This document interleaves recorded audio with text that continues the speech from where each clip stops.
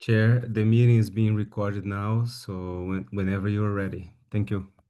Okay, we can start the meeting now. Is the vice chair here? I'm here, but I am on the coast, so my signal is spotty. Oh, okay. Fabio, do you have uh hold on. The oh trying to get myself organized. Do you have the The land land? acknowledgement? Yes. Yeah, it's should be sharing right now. Can you see it? No, I cannot. I can see it.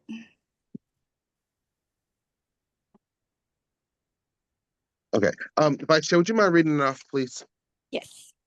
Thank you. Since time immemorial, the Kalapuya people have been the indigenous stewards to our region, building dynamic communities, maintaining balance with wildlife, and enacting sustainable land practices. A land acknowledgement is a way of resisting the erasure of indigenous histories and to honor Native communities by inviting truth and reconciliation. Following treaties between 1851 and 1855, Kalapuya people were dispossessed of their indigenous homeland by the United States government and forcibly removed to the Coast Reservation in Western Oregon.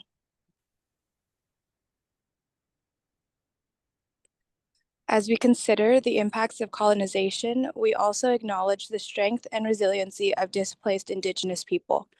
The city of Eugene is built within the traditional homelands known as Kalapuya Ilihi. Kalapuya descendants are citizens of the Confederated Tribes of Grand Ronde Community of Oregon and the Confederated Tribes of Siletz Indians of Oregon. They continue to make contributions in our communities here and across the lands. We express our respect for the inherent political sovereignty of all federally recognized tribal nations and Indigenous people who live in the state of Oregon and across the nation.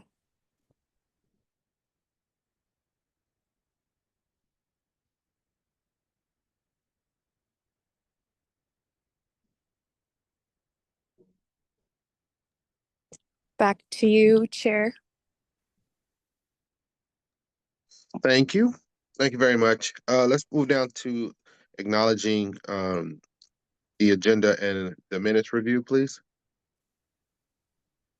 Need to get a second on acknowledging the minutes from the last meeting. I move to second.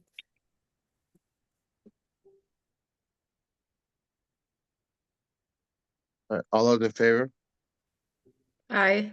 of approval? Aye. Aye. Probably okay, make note of acknowledging the minutes, approving the minutes. Is there anyone voting no or abstaining?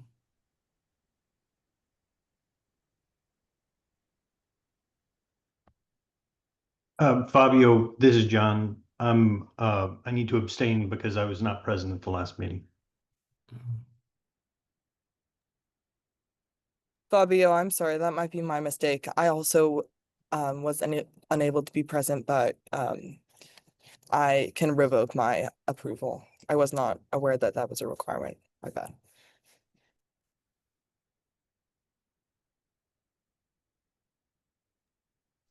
All right, Fabio, can we approve the minutes? Yes, Chair, we have enough votes in favor of approving it. Thank you for that. Let's move on to item 3 on the agenda. HRC leadership and commission updates.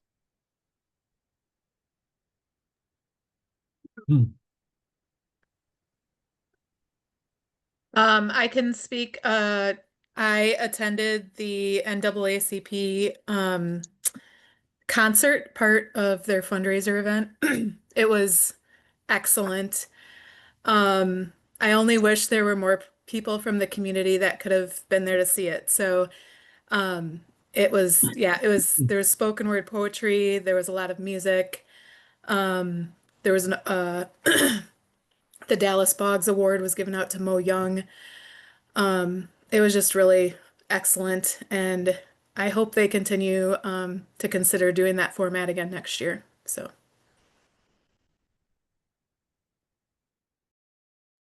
No, that's awesome. That's wonderful to hear, Commissioner Baldwin. Sorry I couldn't be there, but I'm so glad that you were able to go and report about how wonderful the event was. Um, was was there anyone else that had something that they wanted to share or update the commission on? Thank you so much, Commissioner Baldwin. I can share that along with the Lane County or Lane Community Health Council, Lane Workforce Partnership, and Collaborative EDO Oregon, we had the kickoff to our healthcare sector partnership last month with great attendance. And part of the mission of that is to see how we can create better access for everyone when it comes to healthcare. So if anyone is interested, we're doing our action committees coming up, but that is something where if we are looking at different communities and communities in need and who need more resources or access, that is one prime thing that we are focusing on.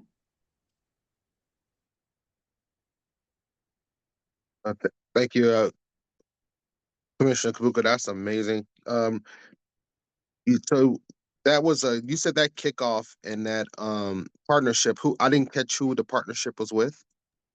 So the kickoff was last month, and it Lane County Medical Society has partnered with Lane Community Health Council, along with a couple other groups who work on workforce and economic development for our area.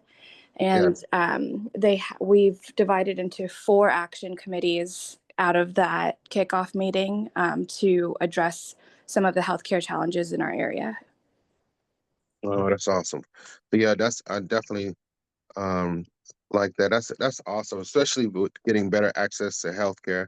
I've been having issues with that with my family myself, so that's something I'll be dealing with personally. So I'll definitely be talking to you more about that whenever I'm able to meet with you. That would be great. Anyone who's interested can reach out. Oh yeah, thank you so much. Was there any other commissioners that had something they wanted to share or something they're involved with? Yes, Chair, we have Commissioners Bradley, Christopherson, and Ben on the list. Okay, Fabi, I'll let you go down the list as they speak, please.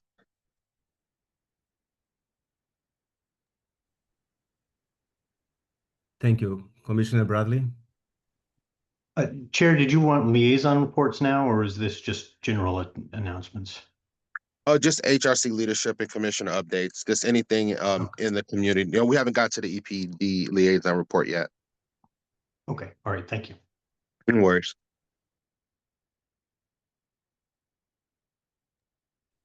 And we have Christopherson and Banna. Thank you. I just wanted to say that there's been some good developments in planning the Homelessness Memorial Day that's coming up. So I'm excited for that. I'm working with Commissioner Bradley on that as well. And then our first work group meeting for this year also happened and it went well. So I don't know. I think those things are exciting. But I know that they're a little smaller, but I still appreciate them. I know the homelessness and poverty work group have been doing some great work, and it's good to see that we have people that are still involved in that. So yeah, I'll be looking to get more information about that, Commissioner Christopherson, with about that from you whenever I return. That's a wonderful update. Thank you. Thank you.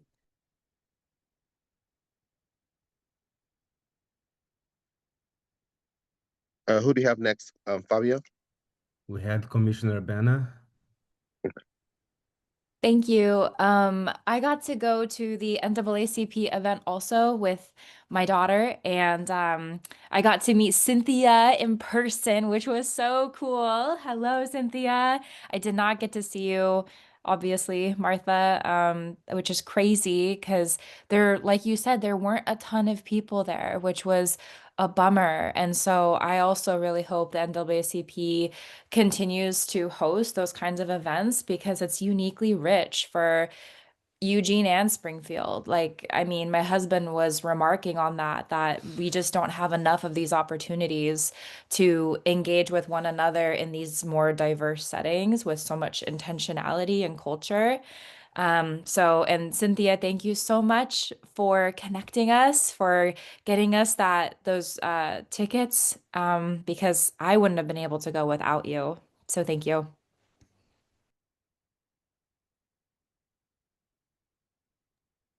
Just wanted to clarify that the tickets came because we had sponsored the event.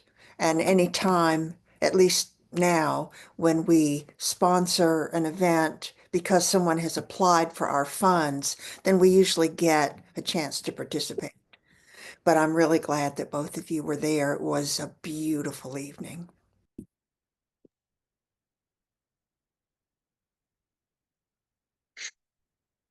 Well, thank you, Commissioner Banna, Commissioners Poindexter, and Commissioner Martha. Thank y'all so much for attending that and reporting on that. And that's something that upon my return, I'll be looking to connect with them to see how we can better support them and how they can better support us. But thank you for reporting on that event.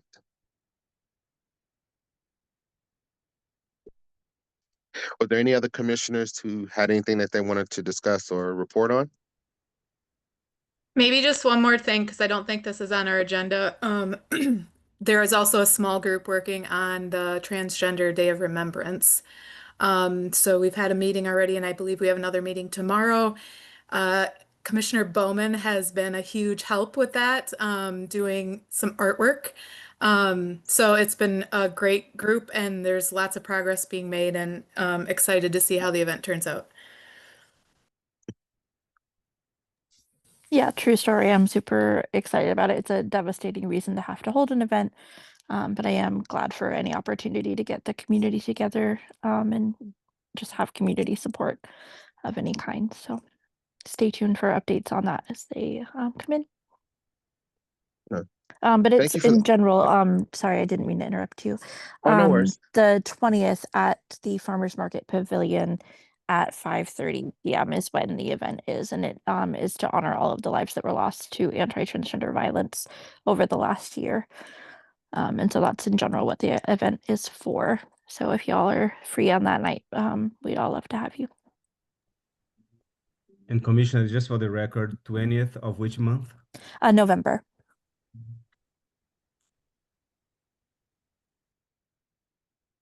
Might I suggest reaching out to the UO's Health Center as well? I know they've had a lot of progress in their transgender support or support for transgender individuals.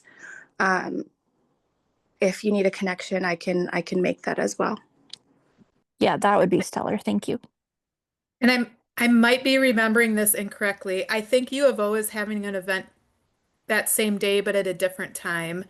And it was purposeful that we're doing two different events. Fabio, do I have that right? I Or apologize. Commissioner Bowman? I apologize. I'm not aware of that. Probably Melissa Carino was more involved, but Melissa is on leave this week, but I'll check with her. Yeah, we'll have to check in with Melissa. I can't remember if they're having it at the campus or if they're actually doing it at the Lavender Network this year.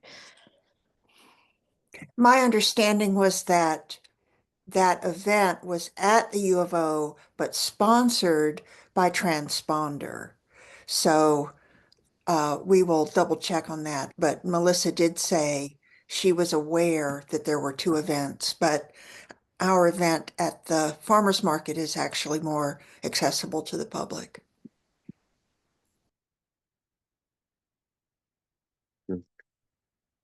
Thank you for the update on that. I wasn't aware of it, but I definitely will be looking to support that if I'm available. I think acknowledging transgender violence, especially in the climate that we're in right now, is important. And it's important to make sure that everyone is seen, respected, and supported. in any capacity that they feel like we need to support them, especially if it uplifts the community and brings us closer together. So please keep me updated on the Trans Day of Remembrance, and I'll be there to support it. If I'm available that day, I definitely will be there to support it. And thank you, commissioners, for that update, and please keep me updated on the Day of Remembrance as well. Moving on, is there any other commissioners who have something they want to share, or any events that they want to update us on before we move on?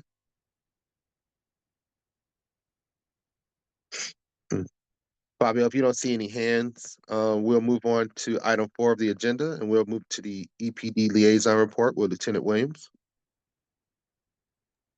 Yeah, no one else is waiting to speak on updates, Chair.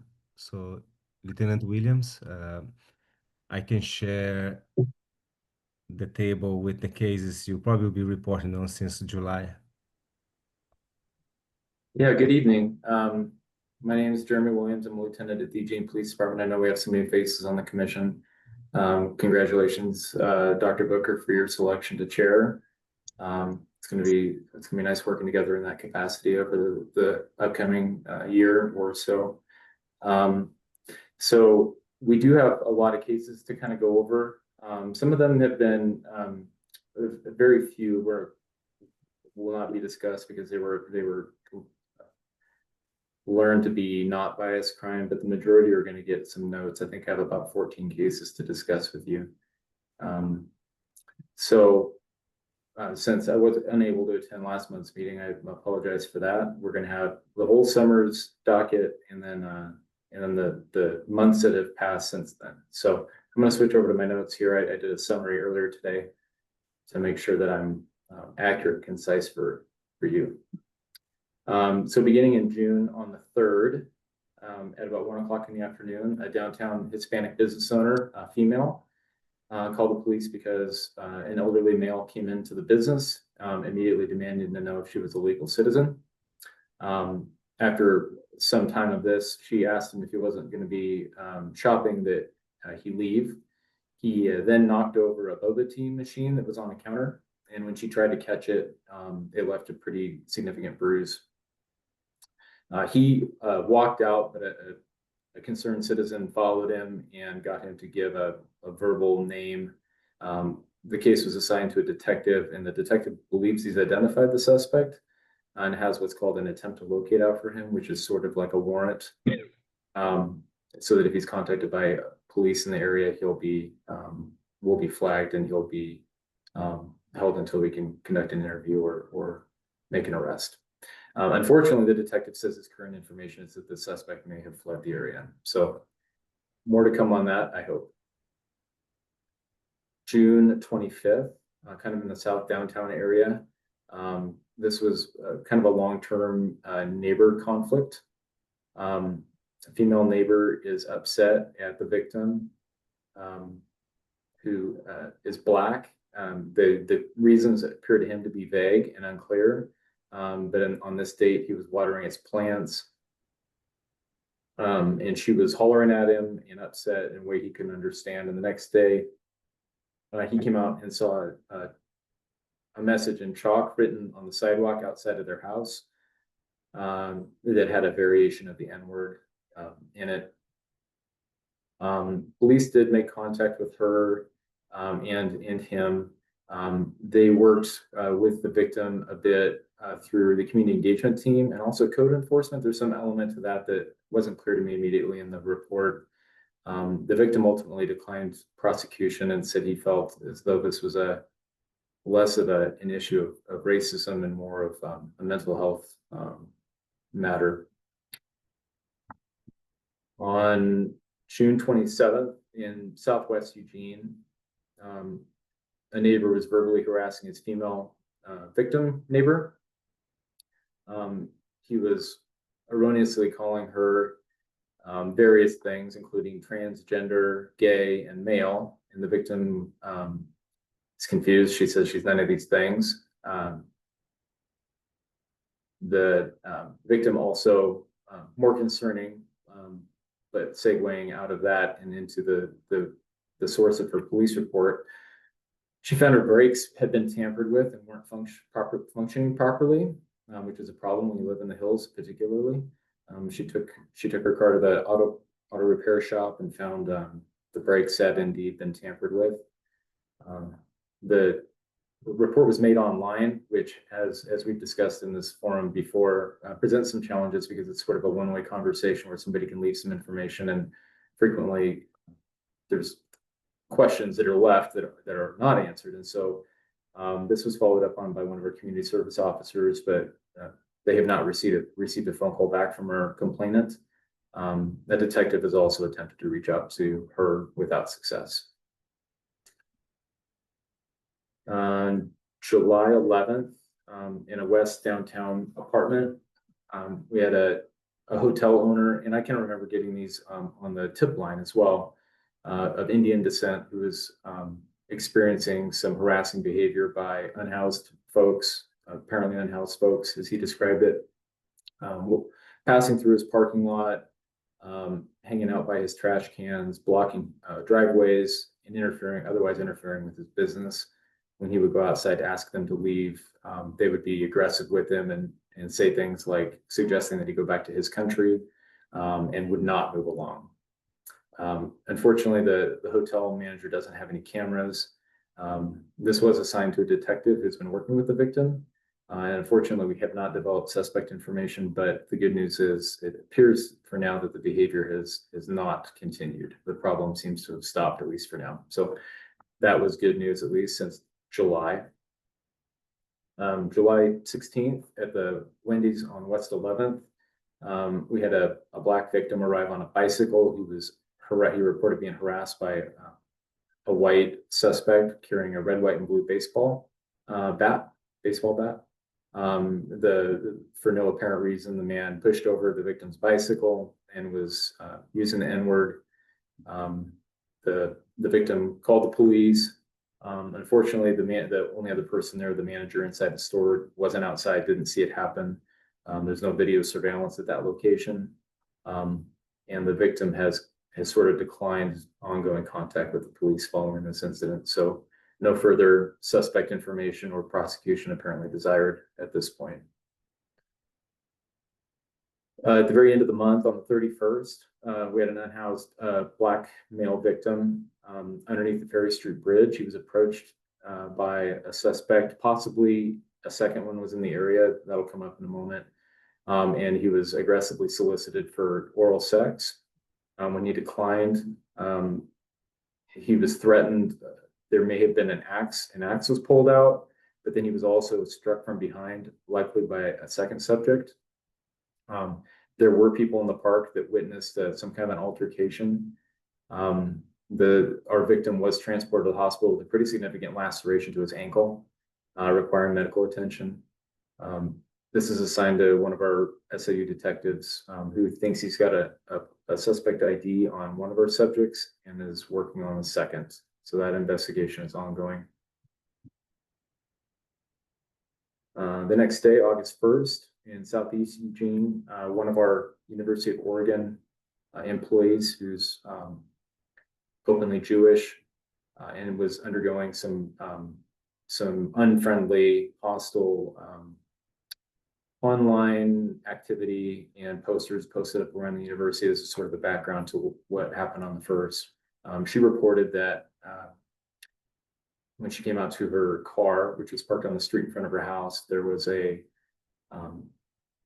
graduation cord, like a nylon graduation cord that had been tied into a noose and left under the windshield wiper of her car.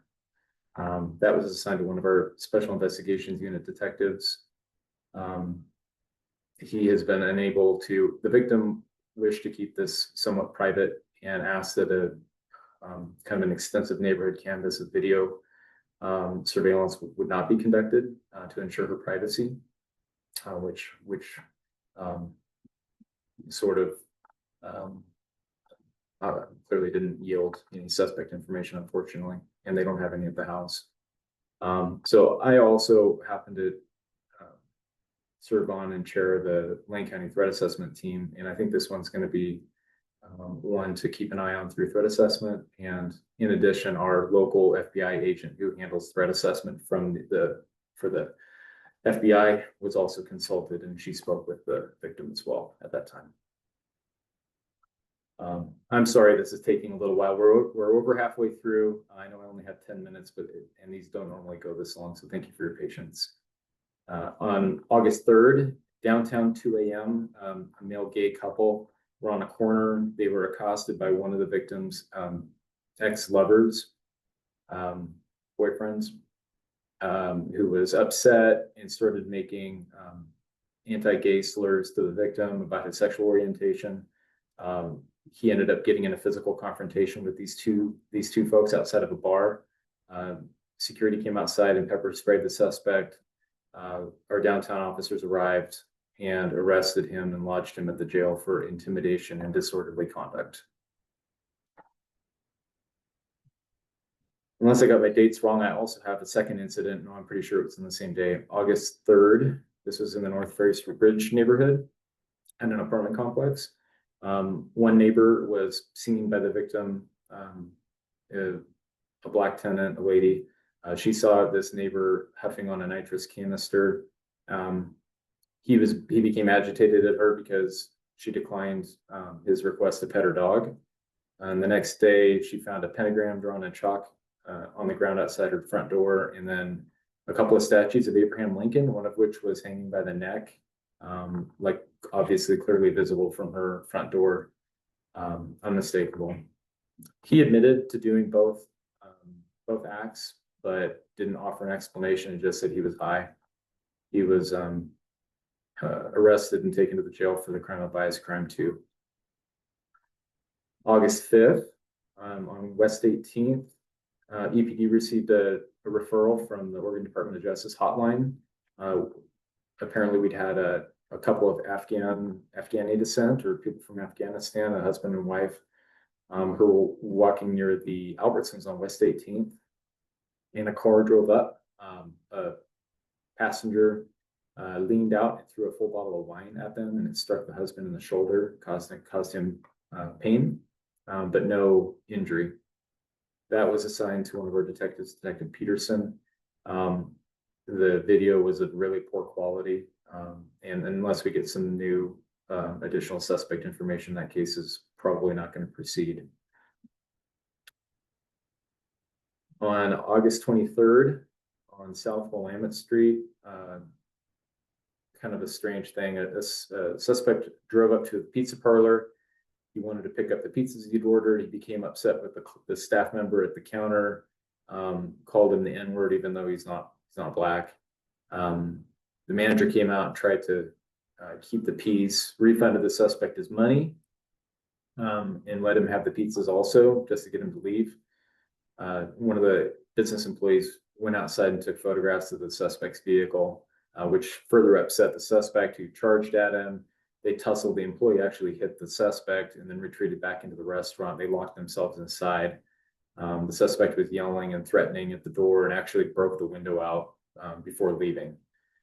In the course of this, he used the pejorative for Hispanic folks, and the victim of that incident said he was of Hispanic descent. Officers went to identify the suspect, went to his home. He was intoxicated. They lodged him for disorderly conduct. There's a little bit more around why the victim didn't think that was a bias crime incident. He felt like it was more about being drunk and being upset about the pizza situation. So the crime that was selected was disorderly conduct. September 18th, downtown at about 10:30 p.m., a man walked by in an alleyway. A man walked by an unhoused lady sitting in an alley, and he called her a bum and a druggie. And then he pushed her and he hit her. She didn't have any injuries, but obviously was pretty upset about this. Bystanders had to intervene and broke it up. Officers came and arrested this guy. He continued to protest and claimed they were arresting the wrong person. But once he arrived at the jail, he continued to be hostile and seemed to single out the only female booking deputy that was helping out. So he was lodged at the jail for disorderly conduct, harassment, and bias crime in the 2nd degree for the victim's homeless status. 2 more cases. September 19th, at some downtown apartments, 2 neighbors were arguing over long-standing grievance involving a bicycle. One threatened the other with bear spray and called the Black victim the N-word. The case was assigned to a detective, but the victim said he no longer wished to pursue the case. On October 2nd, in the west downtown area, there was a mutual road rage. It's kind of a complicated, it's back and forth with neither party acting responsibly or reasonably dispute, which was causing some risk to the public. At one point, one of the suspects called the other one a Hispanic person, the N-word. Officers decided both evidence indicated that both had committed the crime of disorderly conduct and issued them both citations for that. And that's my entire list. Does anyone have any questions for me? Lieutenant Williams, I have a question.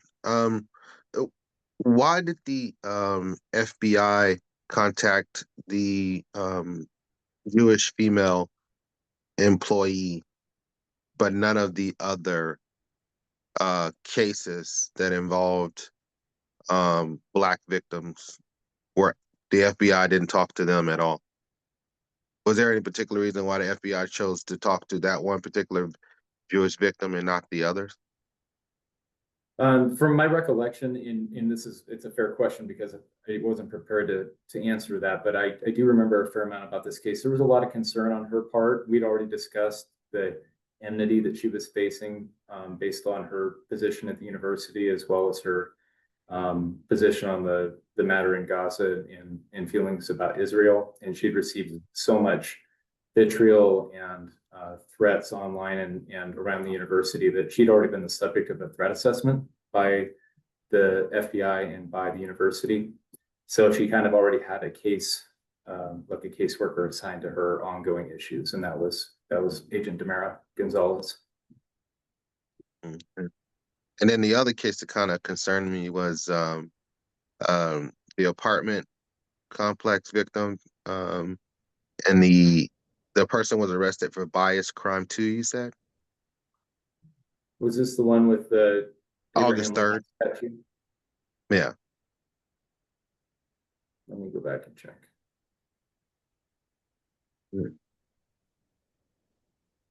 And are they not concerned about retaliation? He was lodged for bias crime in the 2nd degree, yeah.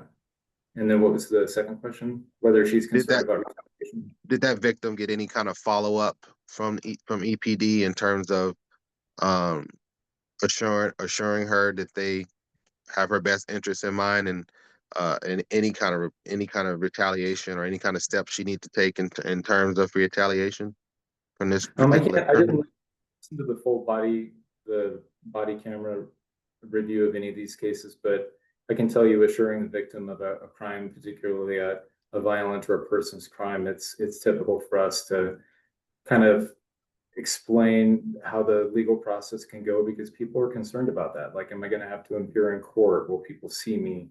Am I at risk of retaliation?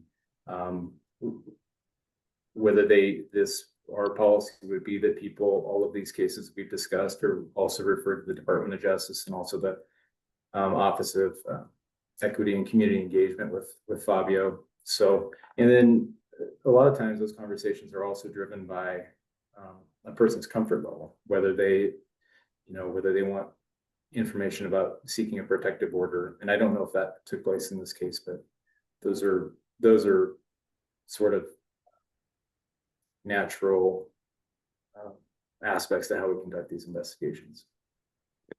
Because just from my overall experience living in Eugene and watching these reports that are constantly coming out, especially in the climate that we're in, I feel like not enough examples are shown to these criminals in terms of when they use the N-word, when they are biased against Black people.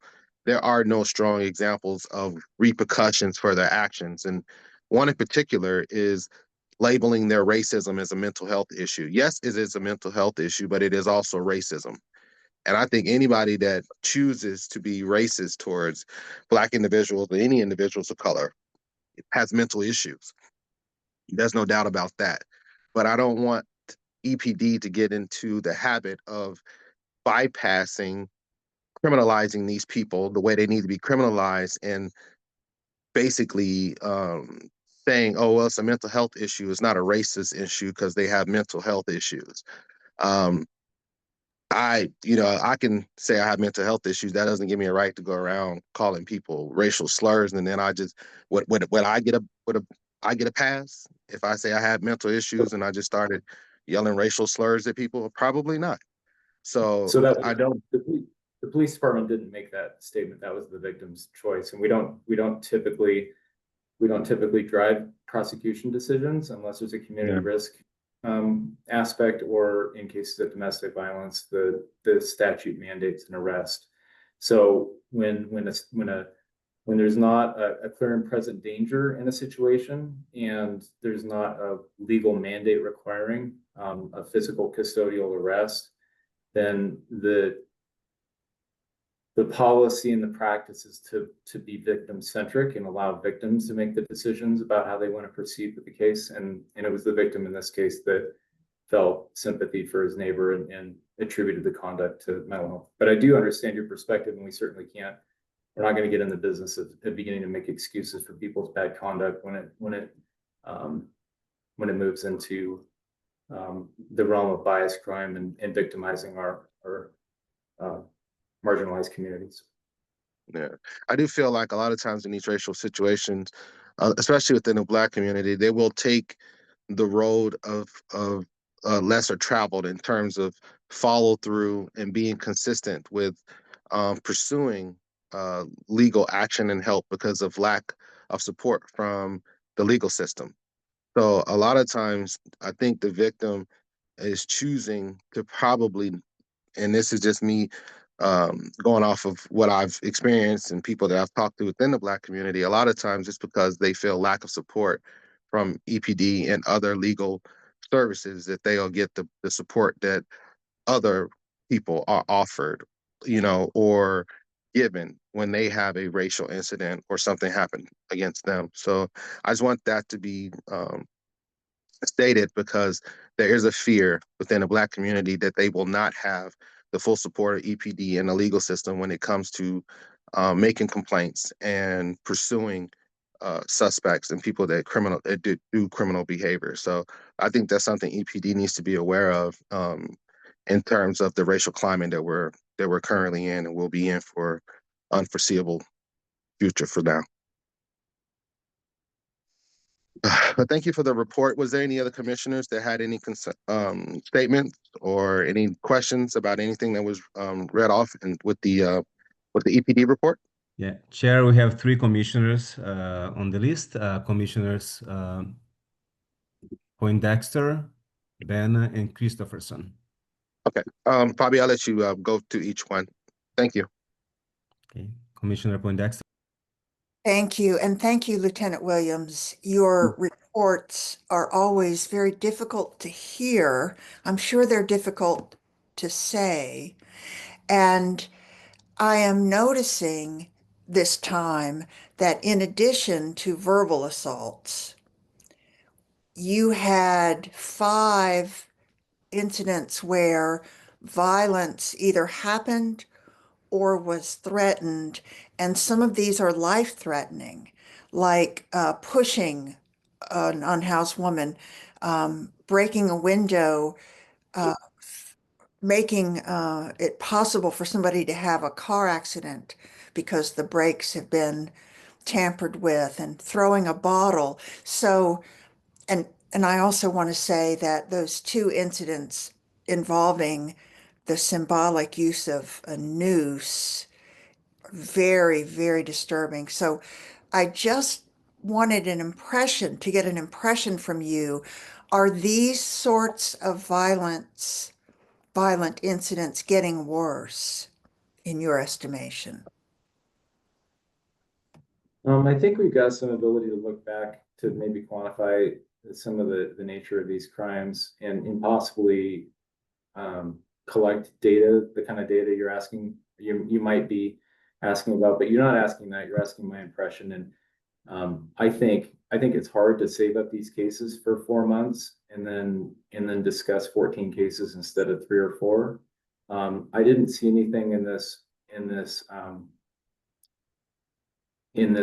session of cases that was more alarming than what I've seen in the past. Well, they're all alarming and troubling, and believe me, I think if you're not on your commission serving your community the way you do, or you're in law enforcement, or perhaps the victims of these offenses, or some other position that lets you interact with those that are affected by these crimes, you might not even know that this is going on in our community. And I commend you all for your participation in this work. And so no, I don't. In fact, I think we've seen some far more troubling cases in the past, not to minimize any of these. But I'm not seeing what it looks like to me to be, we were an increase. I should finish my sentence. I think we were all concerned a little bit the last time I presented, which was in June. The increase in what we were seeing is sort of anti-Hispanic dialogue and diatribe, and that didn't carry through the summer and into the recent months. So if I begin to see a trend that's troubling in that direction, we're going to have to do something broader than just talk about it here. It'll have to be addressed by all our partners and by the city government, by the police department. But I'm not seeing that at the moment. Thank you.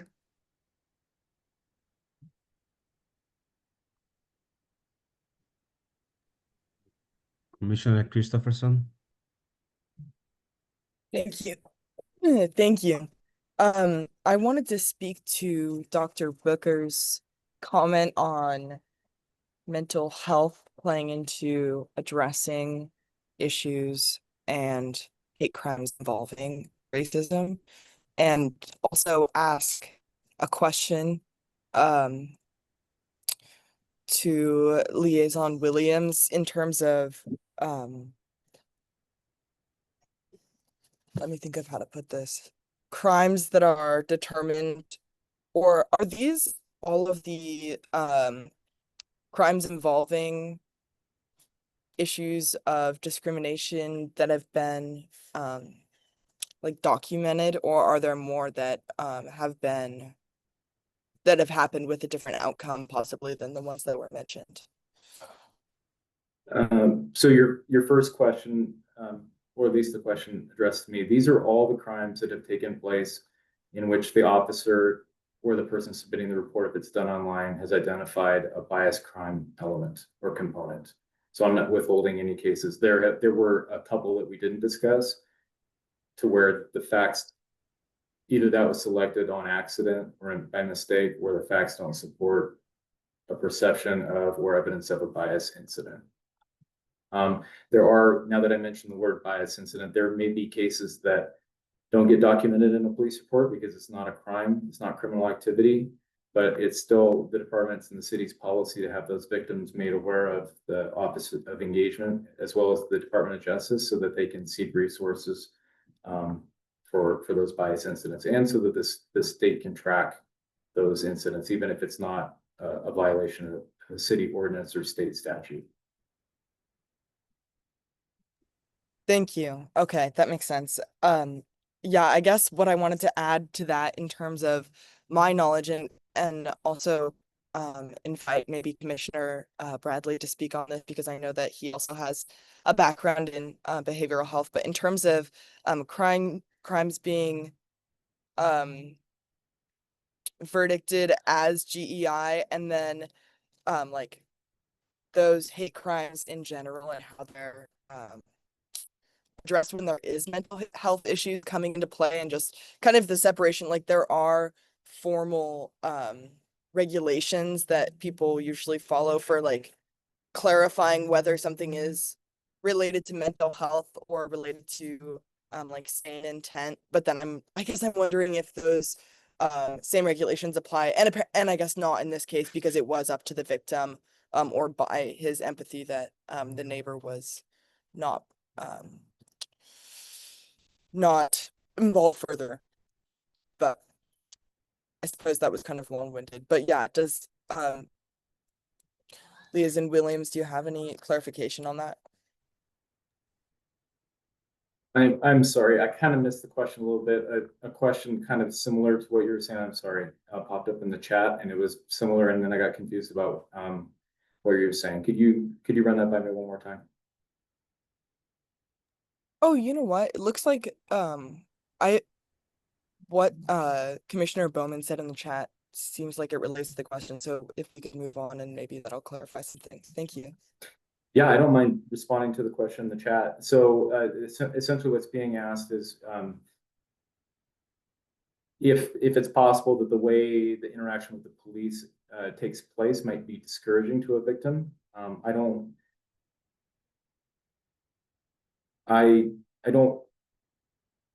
think so. So, and this is from my own experience, both as a long time patrol officer and a supervisor on the street that went to these calls and watched my officers interact. Our officers are very current and sympathetic, and we all have moments of impatience and weakness. We're imperfect humans, but we take these crimes seriously. They get forwarded, they get documented. There are layers of review of this. I think anytime someone's a victim of a crime, there are lots of considerations. If you have an elderly neighbor that you've been married or you've lived next to for 15 years, you may have a second thought about whether to drag her to court for a misdemeanor crime when you suspect this is just what he was expressing. When you suspect there's an outside influence on her. Are there times, another question the commissioner posed is, are there times when we don't require somebody to be a victim? And the answer is yes. And a lot of times where we see that is in these incidents, and we discussed a few of them, which are disorderly conduct, and that tends to revolve around violent, tumultuous behavior. So if an officer sees some unacceptable public risk conduct, we don't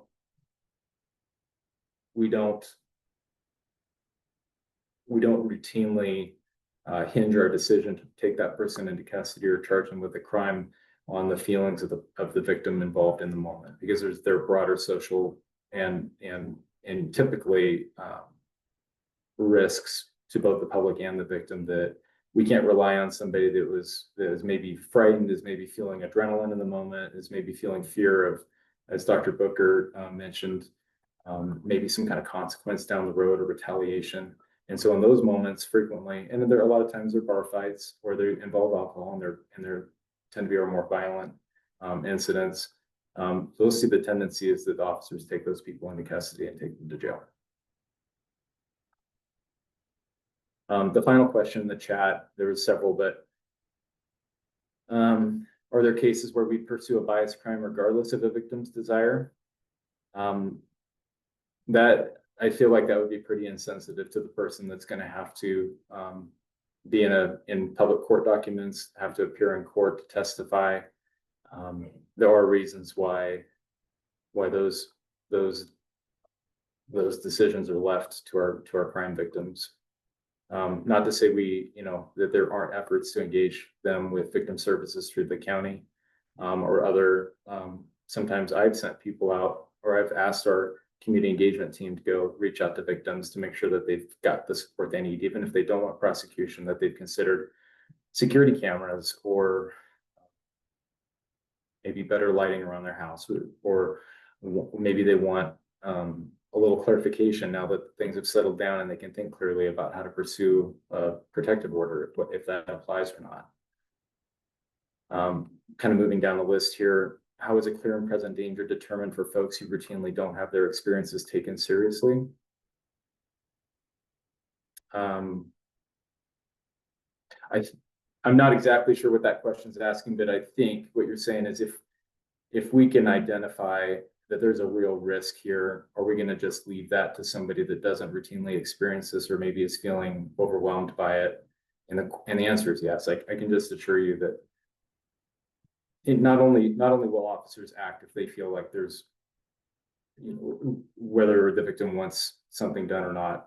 And a lot of times where we'll see this is with domestic violence, where maybe a qualifying mandatory arrest crime hasn't taken place, but maybe the user broke the victim's cell phone.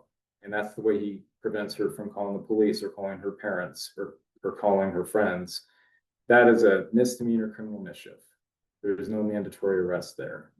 But our officers and the culture of our department is to take that seriously because we understand the correlations in the culture around domestic violence. And our district attorney's office has also shared our strategy of taking those seriously and taking people to jail, even if the victim in that case frequently doesn't want that to happen. But it's in order to, in the officer's best estimation, best judgment, to keep everyone safe. I hope that answers some of those questions.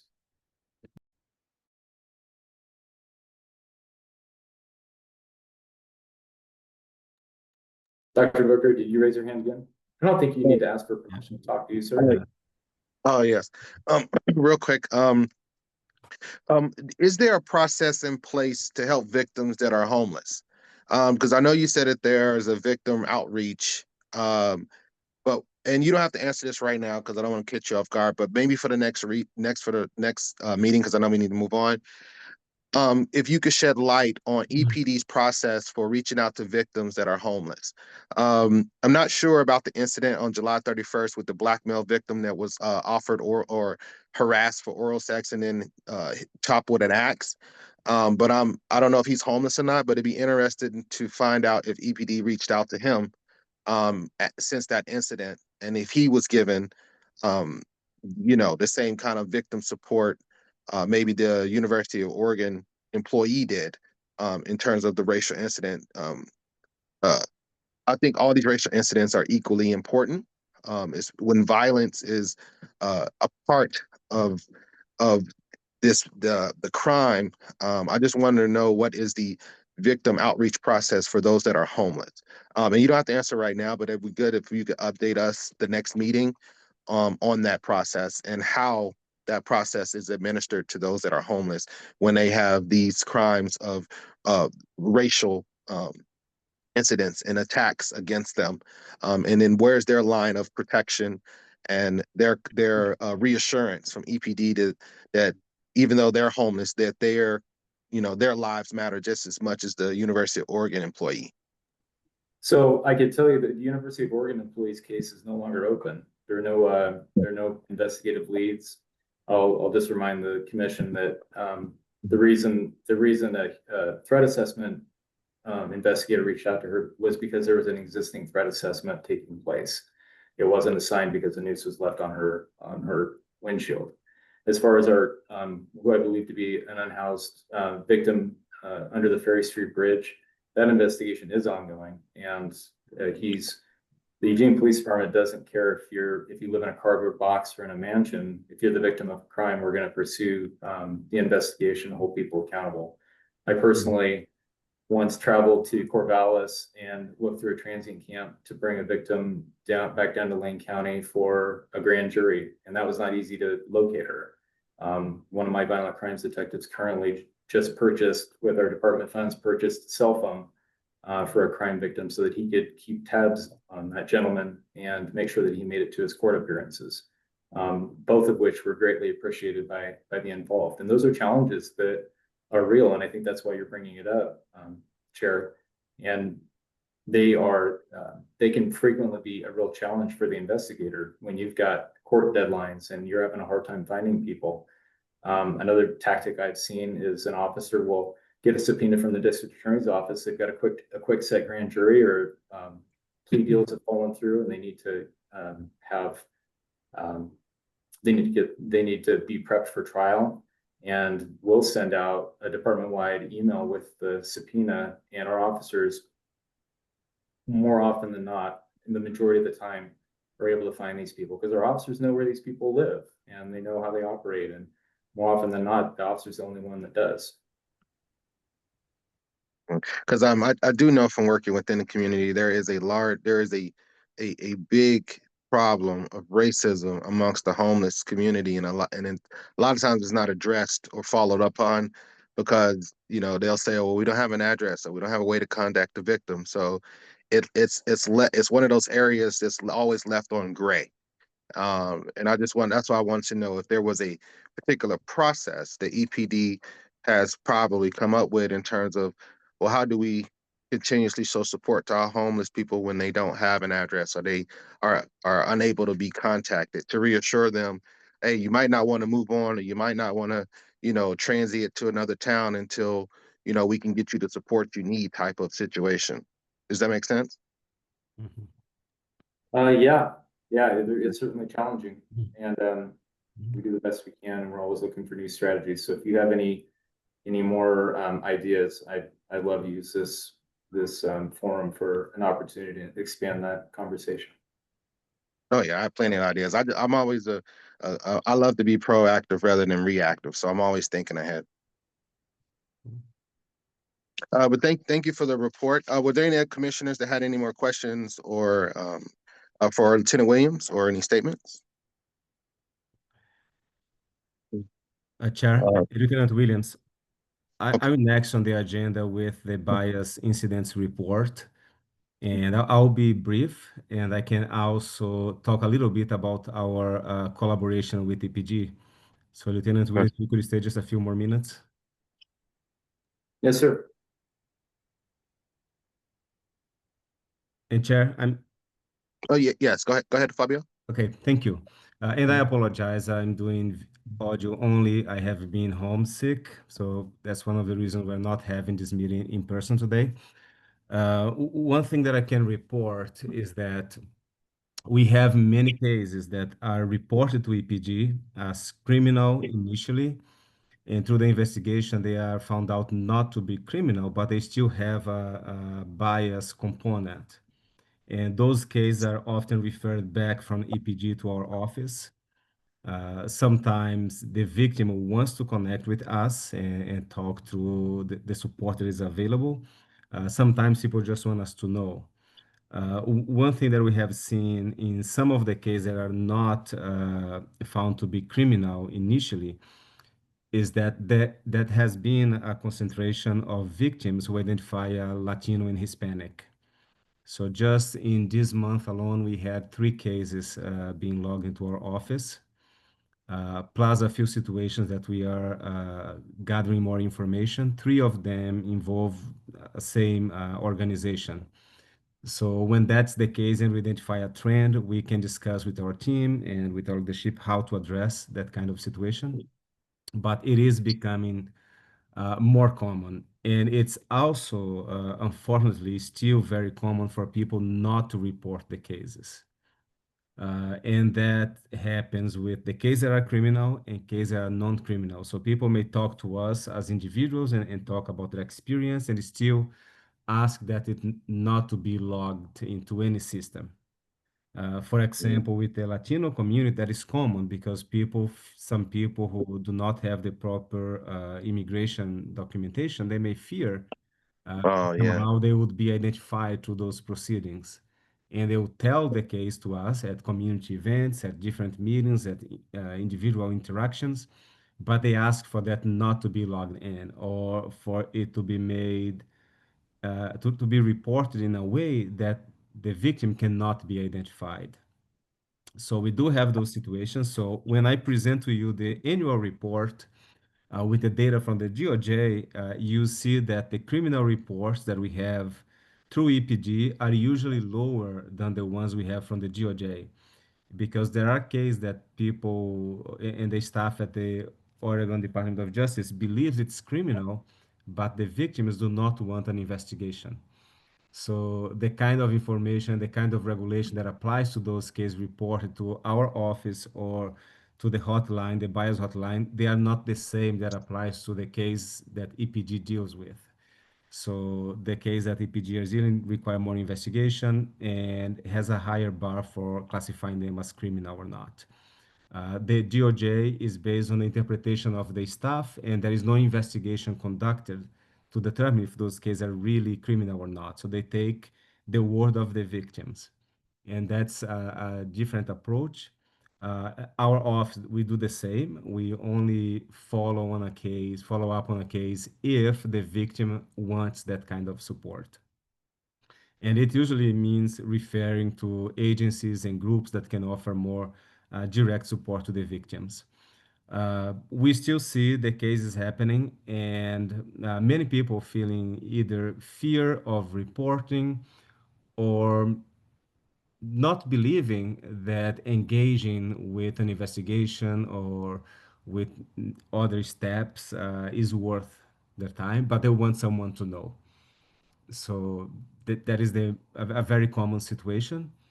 And I have seen that happening independent of it being an interaction with a uniformed officer or not.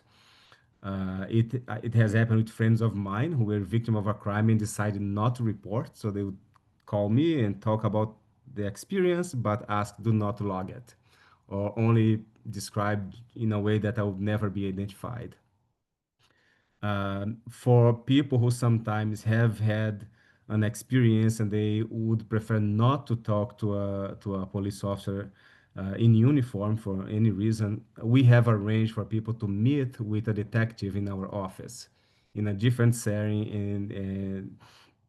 and that has made it more comfortable for the victims to explain their situation and hear from the detective what kind of options are available in such cases. So we do have an ongoing collaboration. And if the commission or anyone listening is aware of a situation, like people can reach to through our website and phone number, they can get connected to the Oregon DOJ bias hotline, or they can report online to EPG. And that collaboration will happen on the background as needed. So Chad, that is all I have prepared to report today. Thank you. Thank you, Fabio. Quick question for you, Fabio. I'm glad Lieutenant Williams has stuck around. Have we had any reports or incidents dealing with ICE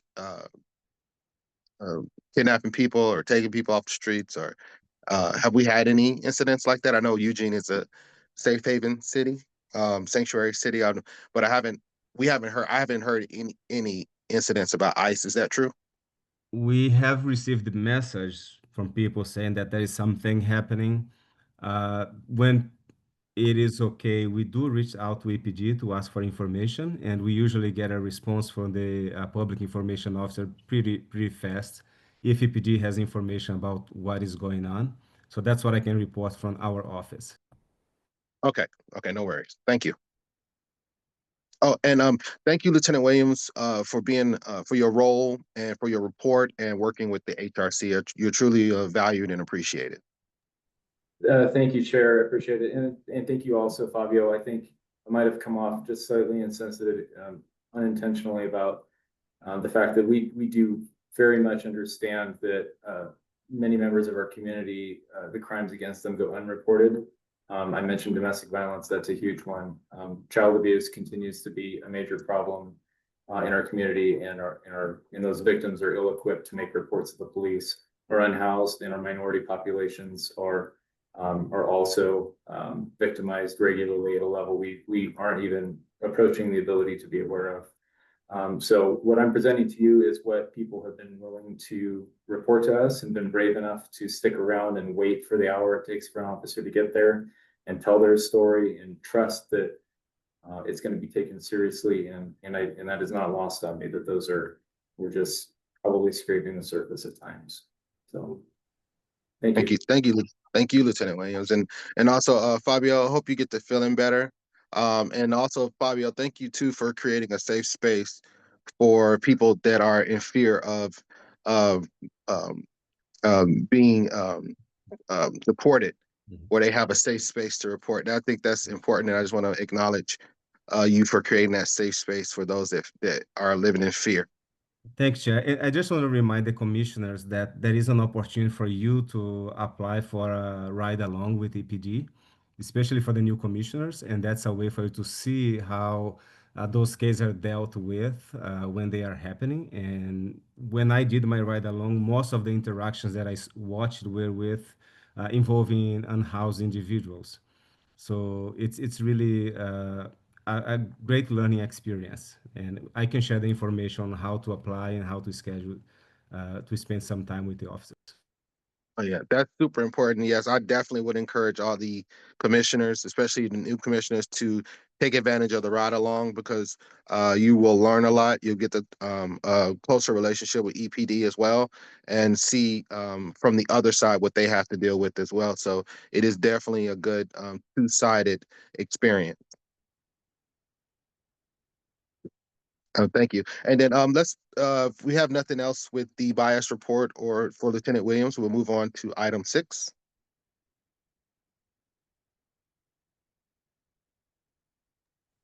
Okay, have a good evening. Thank you, Lieutenant Williams. So, Chair, we have a request for support, Catholic Community Services, and I believe Zoe Lively Brooks is here. So let allow Zoe to talk to you. All right, thank you.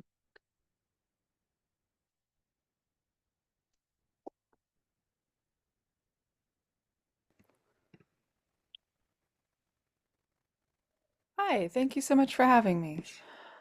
So yes, my name is Zoe Lively Brooks. I'm the volunteer coordinator with the Refugee and Immigrant Services Program, and we're part of Catholic Community Services of Lane County. Thank you so much for your time and for considering our sponsorship request. Eugene Human Rights Commission has sponsored our events in the past, including this year's World Refugee Day event, and we really appreciate your continued support for this work. So who are we and what is this work? So our Refugee and Immigrant Services Program, also known as RISP, provides social services, employment services, and low and no cost immigration legal services for refugees and immigrants in Lane County. We also help connect clients with volunteers, creating a social network that helps families move towards self-sufficiency through support with access to healthcare, English tutoring, and community navigation. We've just reached our 10th year since the founding of our program, so we're really excited about that. I'm here today to request sponsorship for our November 14th Welcoming Our New Neighbors event. This is an annual event. It has both a fundraising component and an educational component. Funds raised go directly to RISP to support our work. So educational component will be sharing with people, attendees, an overview of the state of national refugee resettlement, discussion of immigration policy changes, challenges faced by our clients, including asylum seekers and refugees, client stories, sharing firsthand experiences. We'll be looking back at our first 10 years and forward at the next coming months and years, looking at ways that we have been a supportive community for newcomers and how we can continue supporting as policies change and some key support systems fall away for our immigrant and refugee community, including loss of SNAP eligibility. Also be talking about some opportunities for advocacy, particularly at the state level. If the Human Rights Commission sponsors and would like to have a table at the event, we could set up a place for you next to our volunteer networking and news team who tracks advocacy opportunities. So in terms of who attends, this is a ticketed event. The majority of the attendees are people who are in a position to support this work in some way or another. We also set aside 2 tables for our RISP clients that we'll be offering up to them on a first come, first served basis to those who'd like to take part.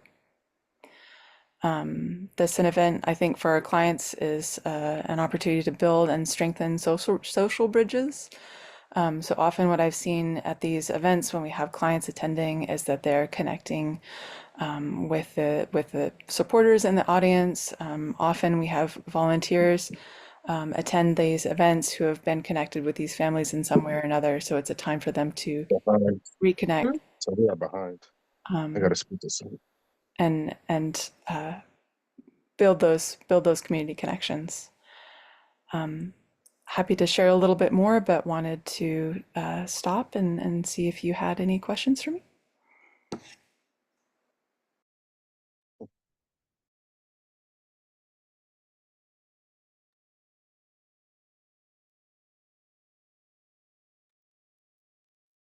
Did any of our commissioners have any questions?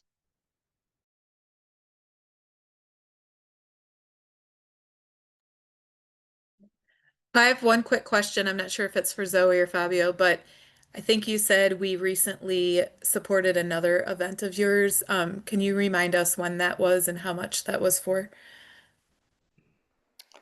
So I think you were our sponsors for our World Refugee Day event, which was June of this year.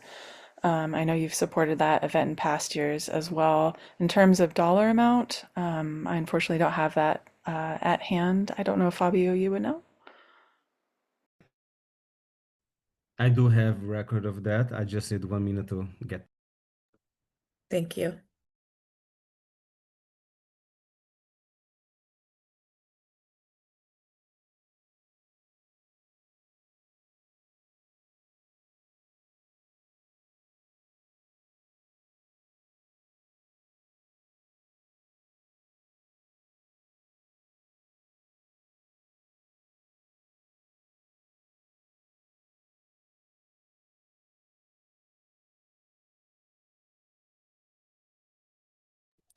Really quickly, Zoe, thank you so much for coming and sharing about your organization. And I really appreciate especially like the relevance to what's going on right now and kind of what we're addressing within the community. So your work sounds amazing. So I just wanted to thank you for what you do.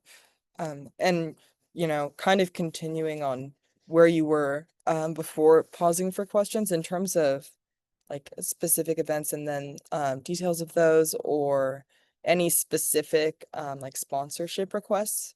Are those present? I'm not sure that I understood. Oh, I'm so sorry. I also may have misunderstood. I Okay. thought something, but I was wondering if you would describe just like a little bit more about what you do, maybe just like a couple sentences, or continue on the same path that you were going before the question pause. Sure. And would you like to hear more about kind of our program in general and our work or the event in particular? The event. Okay. Thank you. Yeah, definitely. So, what it will be, so people will come in, we have food available, and there's going to be a program where we have speakers. I know for sure that our program director, Christine Zeller-Powell, will be sharing, I think, the bulk of the information about what is going on with our program and those opportunities for advocacy, in terms of what's going on with the kind of state of refugee resettlement and challenges that our clients are facing. She is in addition to being a program director, she's also one of our immigration attorneys. So she has that kind of on the ground view of what's going on in terms of our immigration legal support. And I will say, I heard the question come up earlier if there had been ICE activity here in Eugene, and there has been ICE activity, there have been detentions. So I think we're seeing that most of them have happened when people go into their required ICE appointments here in town. Sometimes people are being detained at those, but we also did hear about some activity recently where ICE officers went to an apartment complex and detained people. So part of our work and what we're able to do in some instances is our immigration legal team can, if they have enough information about the people being detained, help file for them, help file habeas corpus to prevent those people from being taken to the Tacoma Detention Center and give them kind of more time to pursue their cases. So that is part of our work, and I imagine something that our director would be able to share with others at the event.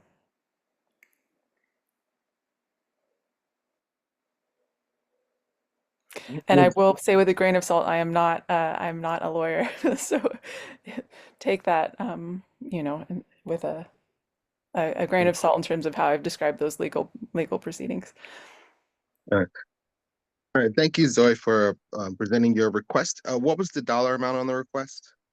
$1,000. Okay. Okay. And we, if there are no further questions, we would put the request to a vote. Are there any other questions for Ms. Zoe? I was just wondering if Fabio had found out how much we gave them last time for their last event. Oh, okay. Thank you, Commissioner Baldwin.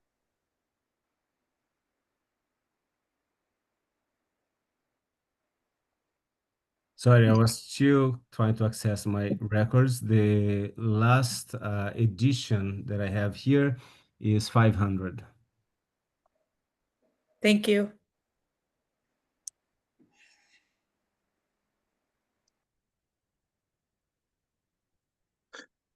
If there are not, sorry. If there are no more questions, do we have any more questions or statements or suggestions? I do have one more, sorry. And I know the team probably wasn't able to do this yet, but we had talked about whenever there's a request put forward for the committee to see what has already been awarded for the year and how much is left. So Fabio, do you have those numbers? In total, Good question. not individually. Good question, Commissioner Baldwin. Yes, and I apologize for that. The only request we had was the one from the NAACP. Okay, thank you. Current year. So it was the one you voted on last month. Okay, thank you. I promise I'm done now. No worries. No, keep them coming. No worries. Are there any more questions or any suggestions before we take it to a vote? All right. Show of hands or say aye. All those in favor of approving the amount of $1,000. Oh, quick. Let me backtrack. Fabio, before we bring it to a vote. Oh, yeah. Sorry. I have to make the motion. Sorry. But before I get to that, with the request for 1,000, how many commissioners would have to attend? Yeah, it requires HRC participation, so it would be good to get at least 2 commissioners volunteering to be at the event. Okay, let's do that first. Are there 2 commissioners who would like to volunteer to attend this particular event before we take it to a vote What or time motion? was it at again, Zoe? So it's November 14th, which is a Friday, and it starts at 6. Oh, I see. Thank you. Mm.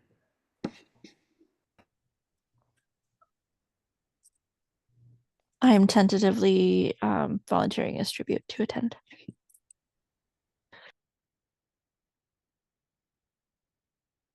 Okay. Any other commissioners?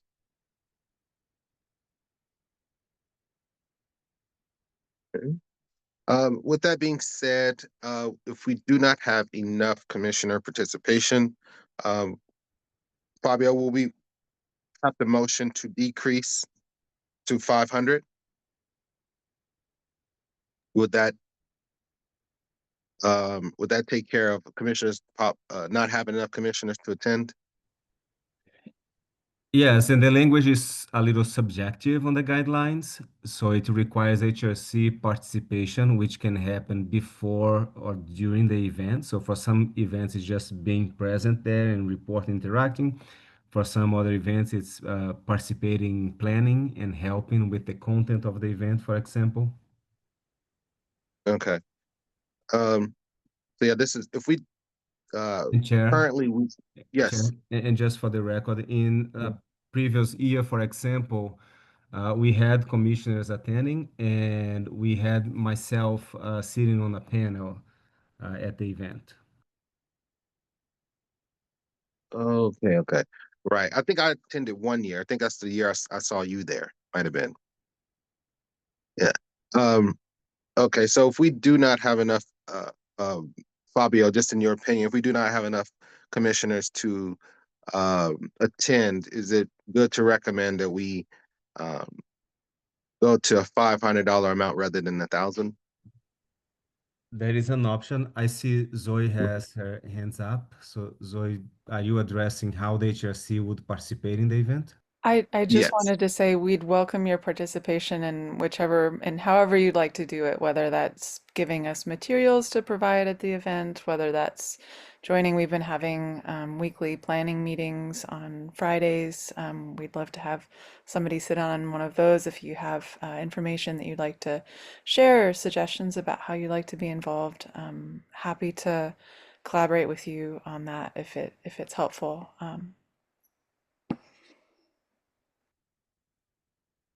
All right. So if I'm not able to see, do we have any other commissioners with hands raised or that are able to volunteer? Yes, Commissioner Banner.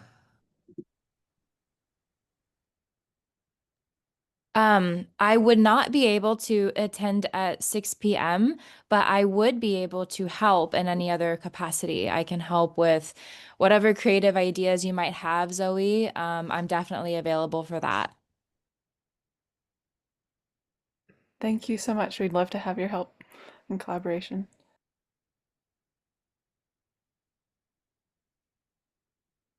And though if I'm back in time, I will attend. I don't want to say I can commit if I'm not 100% sure.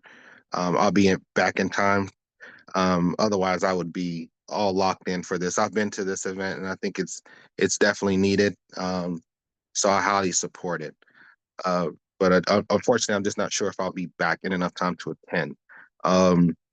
But Fabio, with Commissioner Banner helping, does that fulfill our requirement? Yes. Okay. So with that being said, our requirement is filled in terms of commissioner participation. I'd like to motion support for Catholic community service for the World Refugee event. All those, the motion's on the floor. I have to get a second for the motion. Sorry, Chair, just a correction. This is for welcoming our neighbor events. Is that right, Zoe? Oh, sorry. Yes, that's correct. Sorry, we've got two yearly events. They Okay. both start with W, but it's welcoming our new neighbors for November. Okay, my apologies. Welcome our new neighbor. Okay. Got you. Okay. My apologies. Let me restate. So the motion's on the floor to approve the $1,000 for the Welcome Our New Neighbor event. So is there a second for that motion? I'll second. All right, thank you, Commissioner Poindexter. All those in favor of approving the $1,000 request, say aye or raise your hand. Aye. Aye. All right, I also favor that. So 5-0 for the record, I think that's enough votes to approve. So with that being said, we will approve the $1,000 request from Catholic Community Services for the Welcome Our New Neighbor event. Sorry, Chair. We have to capture if there is any abstention or anyone voting no. Okay, go ahead. Sorry about that. Is there anyone voting no on this motion? Is there any abstention? So it's approved. Okay, thank you. I'm gonna get this down packed. Thank you. Okay, so that's approved for Catholic Community Services. Thank you so much, Joy, for being here and presenting us with your request. And we look forward to supporting your event. Thank you so much for your time and all your continued support. I really appreciate what you all do. And thank you.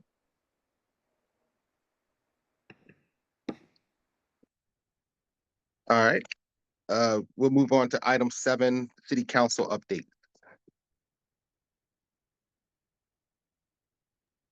And Chair, I will be just passing along some updates from Councillor Leach. As you remember, last month, she sent you an email indicating that she would not be able to attend the meetings, but could provide some written updates until a replacement was appointed. We had a recent conversation with Councillor Leach, who would like to continue attending the HRC meetings, but she cannot do that on a Tuesday.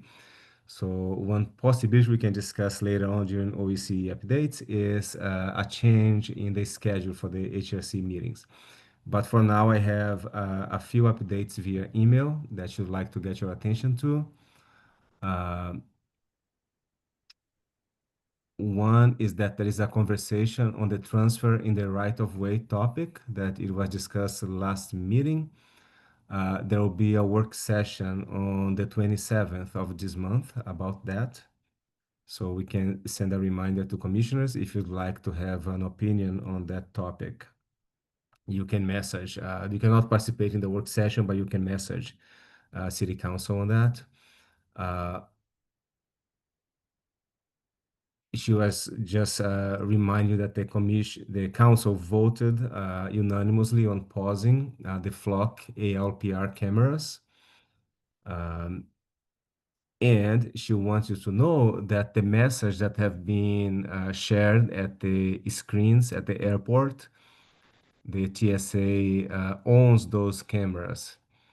So that's one of the reasons that those messages were displayed in Eugene. And we have received multiple emails to City Council and also to our office about those. And we will be sharing more information as it becomes available. So those were the three things that she had on her email to you. Thank you. Were there any questions or comments from commissioners about the updates?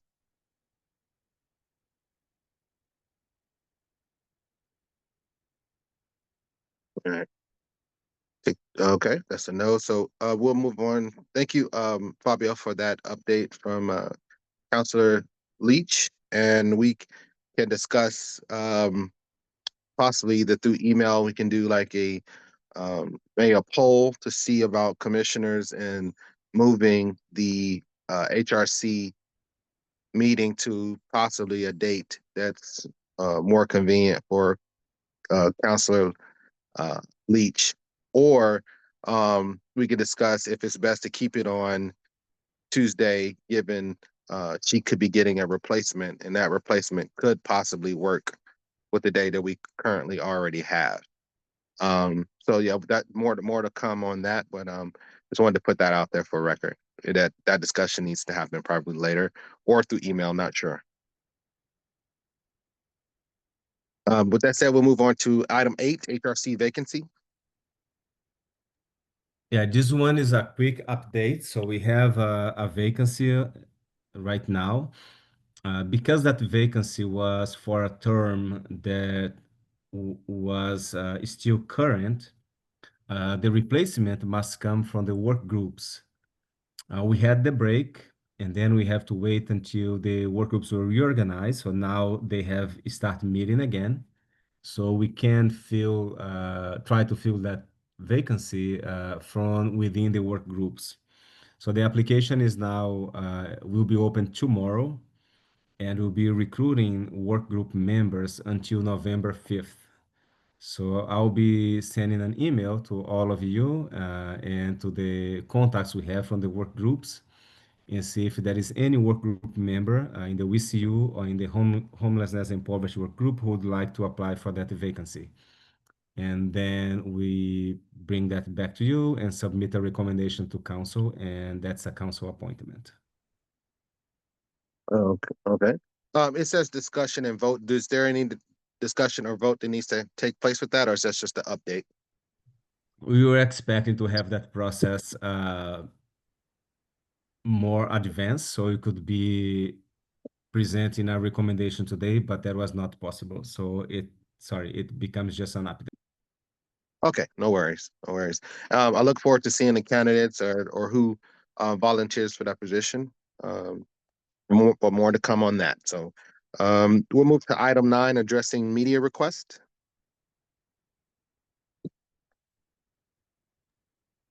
Yes, and again, sorry, it will be me talking a little bit about that again.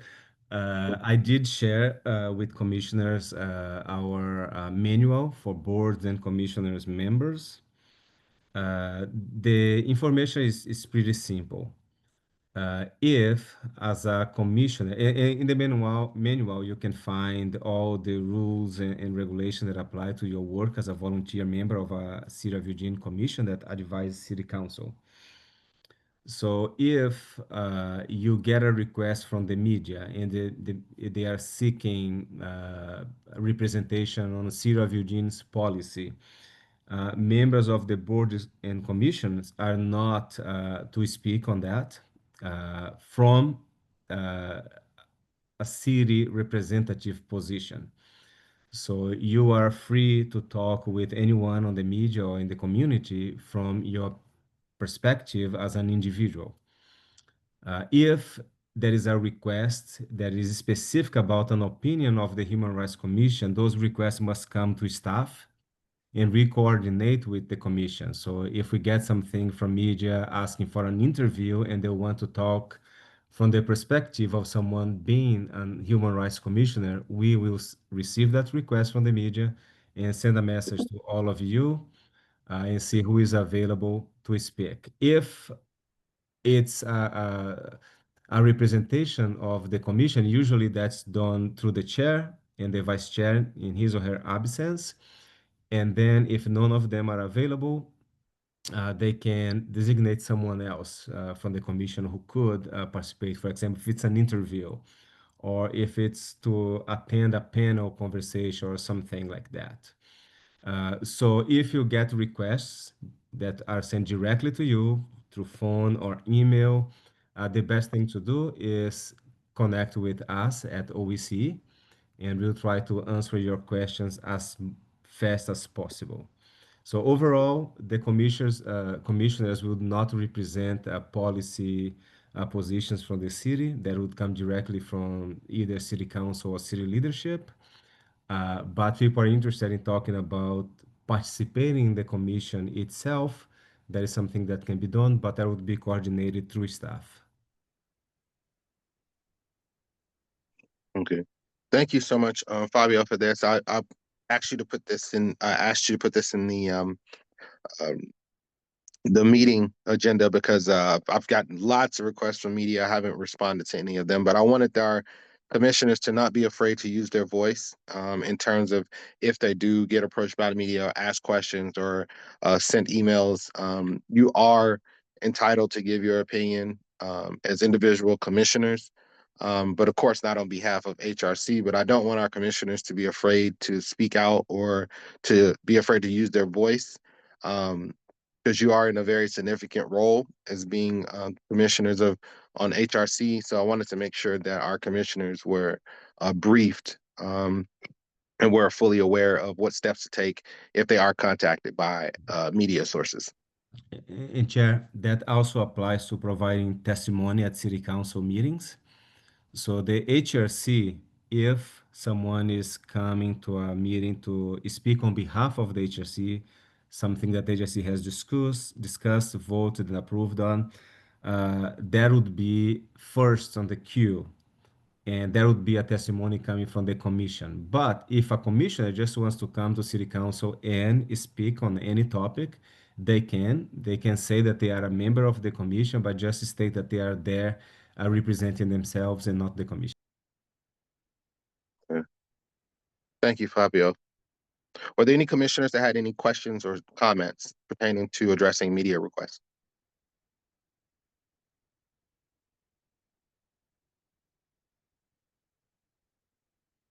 Okay. Fabio, I don't see any hands.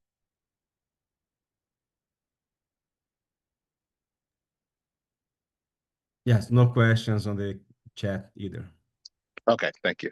Okay, so we'll move on to item 10, HRC bylaws and the updating process. Yes, for this one, it's also me. Thanks for being patient with me and my voice today. Oh, no worries. I want to provide you with some updates on the process to update the HRC bylaws. Right now, as they stand, the bylaws have some conflict with city code, and that is not possible. Like the code sets the rules for how the HRC exists and functions and interacts with the city. The bylaws are usually for the HRC to determine the internal processes. We have had conversations before about updating the bylaws. A few things were already discussed through the commission, but not finalized. So some of the content that were discussed, one was language around the sponsorships. So those are the guidelines that we have right now. The guidelines on the bylaws are outdated.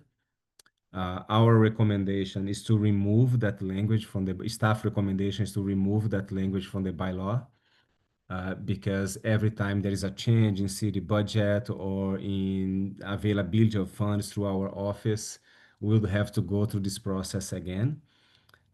So that's something that can be worked through a meeting, and we can get the guidance of the commission. And that's because the commission doesn't have budgetary authority. The commission cannot spend funds. So the funds are OEC funds that we distribute according to the commission's guidance, as we just did today with the Catholic Community Services event. So our office will get in touch with them and will be providing sponsorships for them on behalf of the Human Rights Commission. So our recommendation is to leave that language outside of the bylaw and work through that in one of your meetings, approve new guidance, and then we reflect that on the application page in our website. Something else that the previous iteration of the commission had discussed was about the roles of chair and vice chair, and they were trying to provide more details about what is expected of people leading the commission each period. So the commission discussed, for example, specificities about training and helping with the integration of new commissioners when they join the team. But we did not finalize that conversation. So I will, and I was hoping that I would have it done before this meeting. And I apologize. Unfortunately, we have 4 out of 5 staff in our team absent this week. So we're a little bit behind with that, but I will share with you through email the previous drafts, and it probably can come back. So that's the point for discussion, is how you'd like to proceed with updating the bylaws. You can work through subcommittees, you can work in the meeting. So it's up to you to discuss how you want to engage with that work. But it is eventually approved by the entire commission. It's not drafted by staff. We can support you, but it's a document to guide your internal procedures. Okay. Fabi, I think. Oh, sorry. Go ahead. sorry. Fabio, would the staff be able to at least tell us what parts of the bylaws are in conflict with city?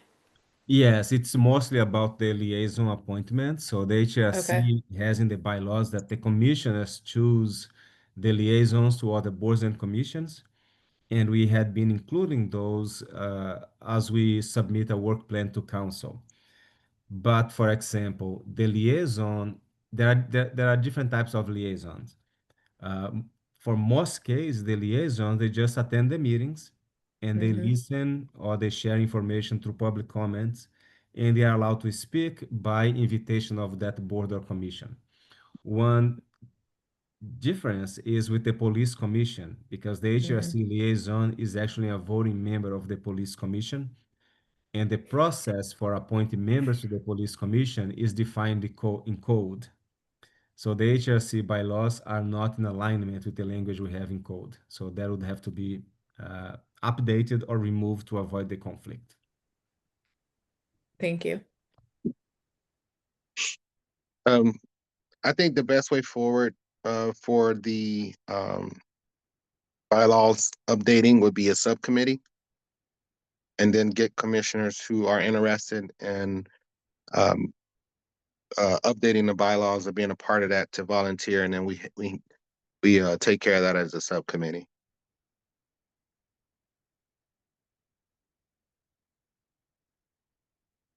Hey, is that okay, Fabio? That is okay, Chair. You can do Right. work through subcommittees, and then we include in an upcoming meeting for the entire group to discuss and vote on. Okay. Could you send out an email to all the commissioners and then get an update on who would like to volunteer for that particular committee? I can And then we send could an discuss. update with the request, Chair, but I believe the subcommittee would need to be appointed through a meeting like this. Okay. So is it something we need to vote on now or ask for volunteers now? Is there something we need to do at the following meeting? You can ask for volunteers now and create a Okay. committee to draft that work, and then it comes for a discussion and vote at an upcoming. Okay. So are there any current commissioners who would like to volunteer for the subcommittee to work on the bylaws? You could put me down, Fabio. Are there any other commissioners who would like to be on the subcommittee to work on the bylaws? I can't see hands, Fabio, so you have to let me know. I would be happy to try and help with that. And Thank you, Commissioner Baldwin. Fabio, could we get a Word version of it too, so we could kind of mock it up with track changes? Yes, I can send Thank a you. Word version, and we can have between 3 and 5 commissioners without creating a quorum.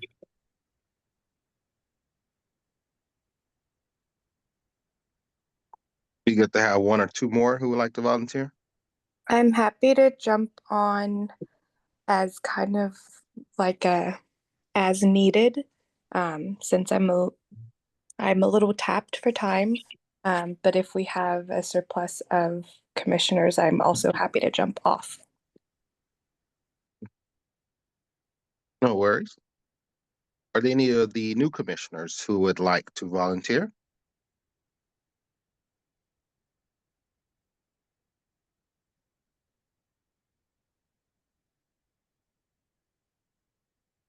Again, Fabio, I can't see any Yeah, hands. we If have there are. Commissioner Ullman has volunteered. So we have 4 people. That's enough to create a committee chair.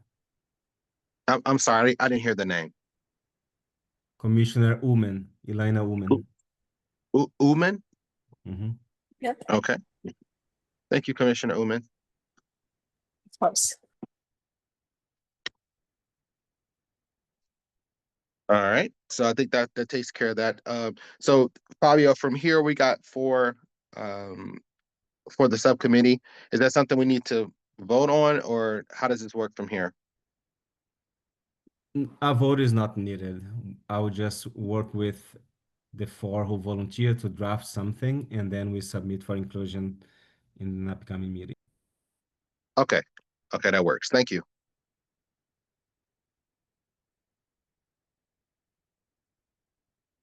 So if there are no further discussion about the bylaws updating process, we'll move on to item 11, the work plan priorities.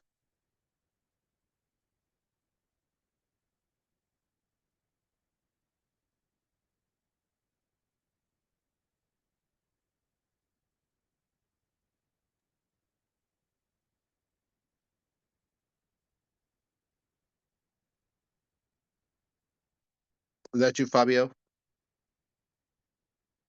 Chair, that was a request at the planning meeting to have a conversation about the priorities. So we have some priorities identified by the work groups, WCU and homelessness and poverty. But I believe you also wanted to have a broader conversation with the commissioners if there are items from the bylaw that they would like to prioritize in the upcoming months. Yeah. Yes. This is where I wanted to kind of just do a roundtable, Fabio, and if you can go around to each commissioner for me, because I can't see hands. But just kind of poll each commissioner, and as each commissioner received the work plan, Fabio? Yes, it was shared with the materials for this meeting. Okay, so I just wanted to kind of poll each commissioner and kind of do like a roundtable and just see what each commissioner is interested in, or if there's a particular work plan item that they would like to work on or be a part of.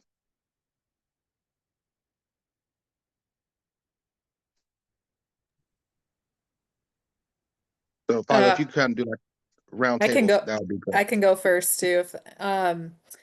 So I'm part of WeCU, so I know WeCU is trying to prioritize a few things in the work plan. So I am going to support whatever our priorities are on WeCU. All right, thank you, Commissioner Baldwin.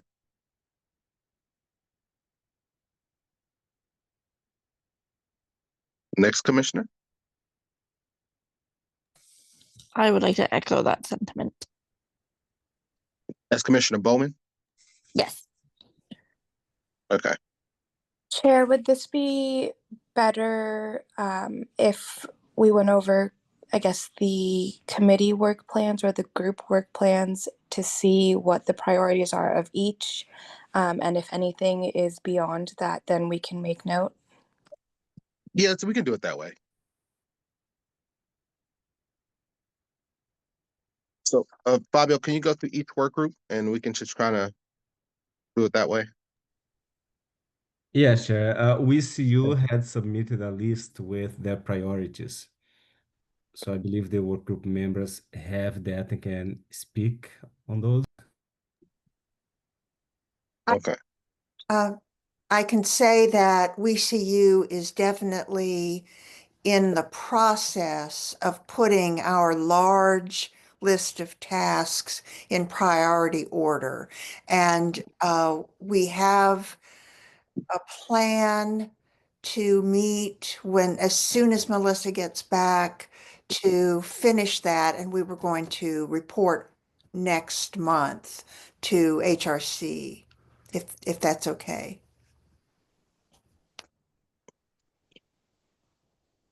Yes, that's okay. Commissioner Poindexter, do you mind giving a few examples? That way, any other commissioners who might not be on one of the work groups, if they're interested, they can join as well. We can think a little bit about the policy statements that need to be put together from the listening sessions. Last year, there were, I think, 6 listening sessions, and staff, mostly Fabio, put all of the recommendations in a document which have not yet led to policy statements or policy proposals, I should say, that go to city council. So that's one priority we're thinking about. We've also gotten some requests to look at policy statements like the group called Open, the non-monogamy group, who presented to us, and we said we'd take that on and have not yet had a chance to. Those Whitaker neighborhood reports that came out last year about renaming places that had been renamed for oppressors. These are just, does this help? This is off the top of my head of things. Yeah. Okay. And Commissioner Kabuko, did you have anything to add as examples? That's fantastic. I think one other piece that we've discussed previously is just building more communication across different groups. That way we can kind of combine resources or just share our differences and what we're working on. So, WeSeeU covers a wide range of topics. And Yeah. I see in the chat that Commissioner Banner would like to be on WeSeeU, which is great. I think that, to echo what we've said many times, the mission of WeSeeU is very broad. We are to be working on community inclusion and cultural protection. And of course, that's really important right now, but it's almost that we have too many things to think about, and we really need to narrow it down. Commissioner Poindexter, I'm glad you said that, and that's kind of why I wanted to have this on the agenda, because I kind of wanted us to have I know we go to break, I think the holiday break or Christmas break, and I wanted us as a commission to show things that we've completed or things that we have that we are almost in at completion before the break, and then kind of have like a before the break report as HRC has been working on this, even if it's a subcommittee. And this is what we've accomplished before the break, and then this is what we're going to be working on to complete after the break, just so we can kind of gauge what each subgroup and what us as a total commission has been working on in terms of the work plan and what we've completed and what's still in progress. I wanted to say quick, I think this is part of WeCU, although I don't know if it's an official part of the work plan, but we also have a number of us working on the guidelines around the sponsorships. And we've made headway on that. So I'm hoping by the next meeting we can bring something back to the group to vote on. That is a subcommittee at VCU. Thank you. And I echo those sentiments. I do believe that we will have a better outline of that for the next meeting for everyone to vote on and kind of create a better outline for what that looks like. Thank you, Commissioner Kabuko. Thank you so much for that. I look forward to that. I do have a question, Fabio. Are there any commissions, and this goes for some of our new commissioners, are there any subcommittees who could use volunteers that are, because we have a lot of work plan items, are there subcommittees that we need commissions in order to complete certain work group or work plan items, Fabio? For the homelessness and poverty work group, there are only 2 commissioners assigned to it right now. So I believe they need perhaps at least one more commissioner who would be willing to work with them. Okay, so I'll put this out there for any new commissioners or commissioners who aren't assigned to any work groups yet. Would any of our commissioners like to volunteer for the homelessness and poverty work group subcommittee?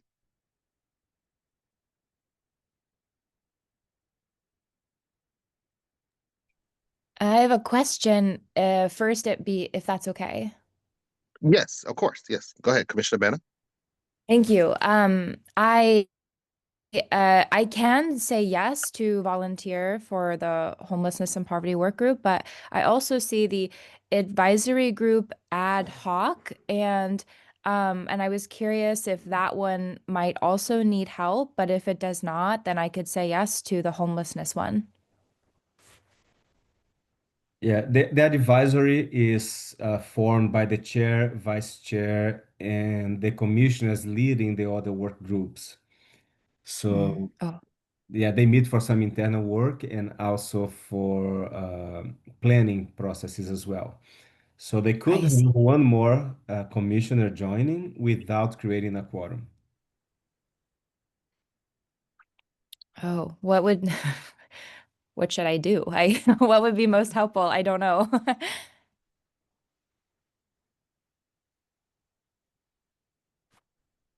And commissioners, Fabio, just on procedure, there is no limitation of joining multiple work groups. It's more about your capacity to attend all the meetings and do the work in between meetings. Okay. Um, I okay. I guess I should. I think. I mean, I'd like to join the advisory group if it's possible. Okay. So I guess that would be my answer then. But thank you, Commissioner Fabio.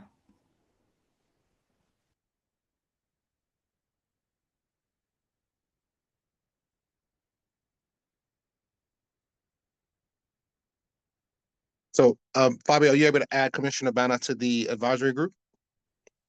Yes, as I mentioned, we could have one more person join that group without creating a quorum, so it is possible. Okay, so yes, we can add Commissioner Banner to that particular group. Are there any other new commissioners who aren't assigned to any subcommittees um, who would like to join the homelessness and poverty work group?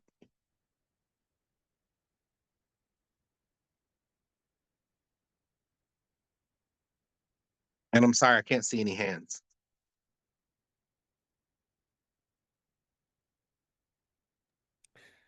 No hands raised, Chair. Okay. So we'll follow back up on that particular. But are there any? I'm not sure. Are there any commissioners who do not have anything assigned to them? I'm just curious.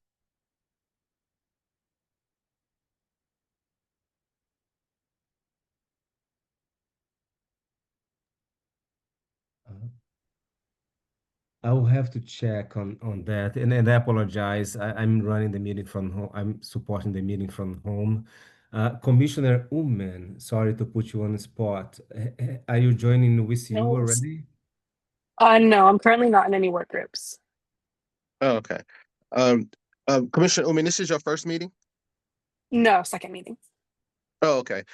You can, I'll give you some time to think about it if you want, which one you would like to Yeah. volunteer for, or be a part of, and then just follow back up next meeting, and that way you have enough time to kind of explore your options and see what you Okay. have time and capacity for. Thank you so much. Sounds good. Oh, no worries. I don't want you, it's no pressure. Thank you. All right. With that being said, do we have any more discussion or questions about work plan priorities?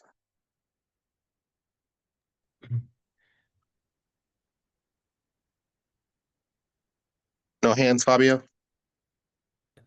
No hands. And Chair, just a time check. We may need to extend the meeting in 10 minutes if we want to cover all the items on the agenda.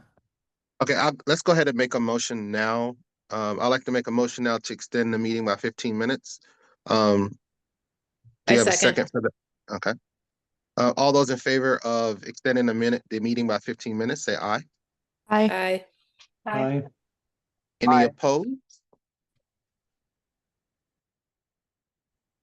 Fabio, do you have any opposed or any abstain? No one opposed? And no Okay, one so abstained.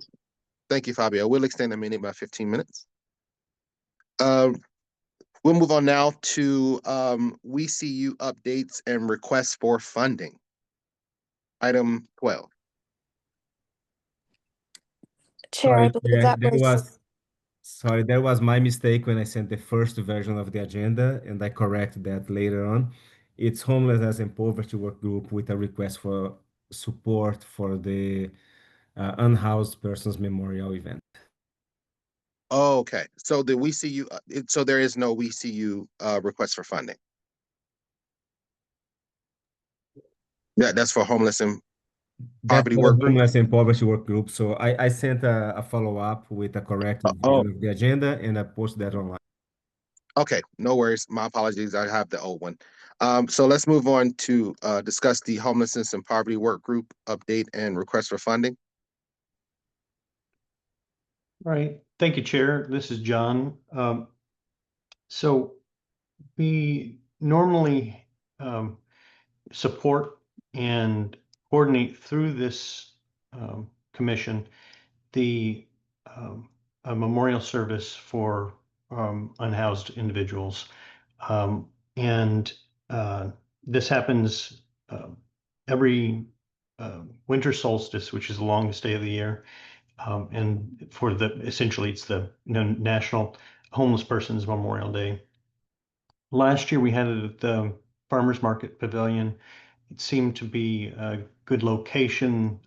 City staff has been able to secure that location again for December 21st from 3:30 p.m. to 7 o'clock or 7:30 p.m. That includes time for setup and cleanup afterwards. The cost to the city and HRC would be $300 for the 4 hours, and in years past, the HRC has supported the event at about $1,000 level, which includes food and other miscellaneous costs. We also talked about who to invite, and we'll spend some more time on that in November, but preliminary decision was from the work group, a recommendation from the work group is to ask a keynote speaker to read the names who is either someone with lived experience or an advocate in the community. And so I think Chair, if it's acceptable, I'd like to submit a motion to allocate $1,000 for this event from the HRC, and I'm happy to take any questions or participate in any debate. Thank you, Commissioner Bradley, for bringing this to our attention. Definitely want to make sure that our unhoused people feel seen and feel like they are a priority to us. And this is a homelessness Memorial Day, correct?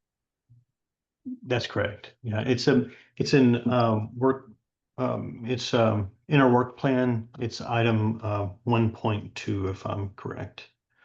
Okay. Second. Yes, sir. Okay, go ahead. I'm sorry about that. Go ahead, Commissioner. I second the motion to approve the funding.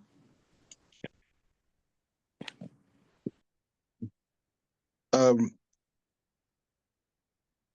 we could take it to a vote for it. So this particular event, we already have the support, obviously, because this is a work group item, I think, from us. So is there any other commissioners that you needed? Commissioner Bradley? Yes. So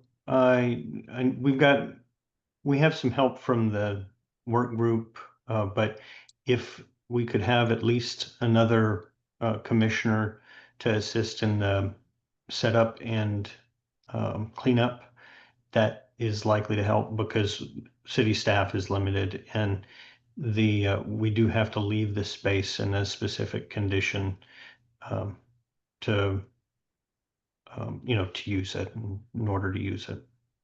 Okay. Do we have any commissioners who would like to volunteer to fulfill the need of support? I'm sorry, is it the 21st of December or the 22nd? It'll be on the 21st from 3:30 to 7:30 p.m. That includes the setup and break and cleanup time.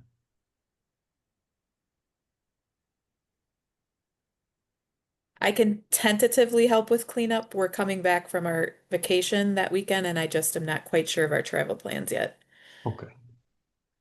It is I don't think I shared it. This year it's a Sunday. It'll be on, the Sunday evening. And it's okay. We can talk about it again some more next month and solicit some more help. Thank Okay, you. no worries. We'll go ahead and because we've already got a second for your motion, so we'll go ahead and put your request for 1,000 to a vote, and then we can get volunteers in the future. Or me myself, I might be. If I'm back, I definitely will volunteer to be there. So we second your motion.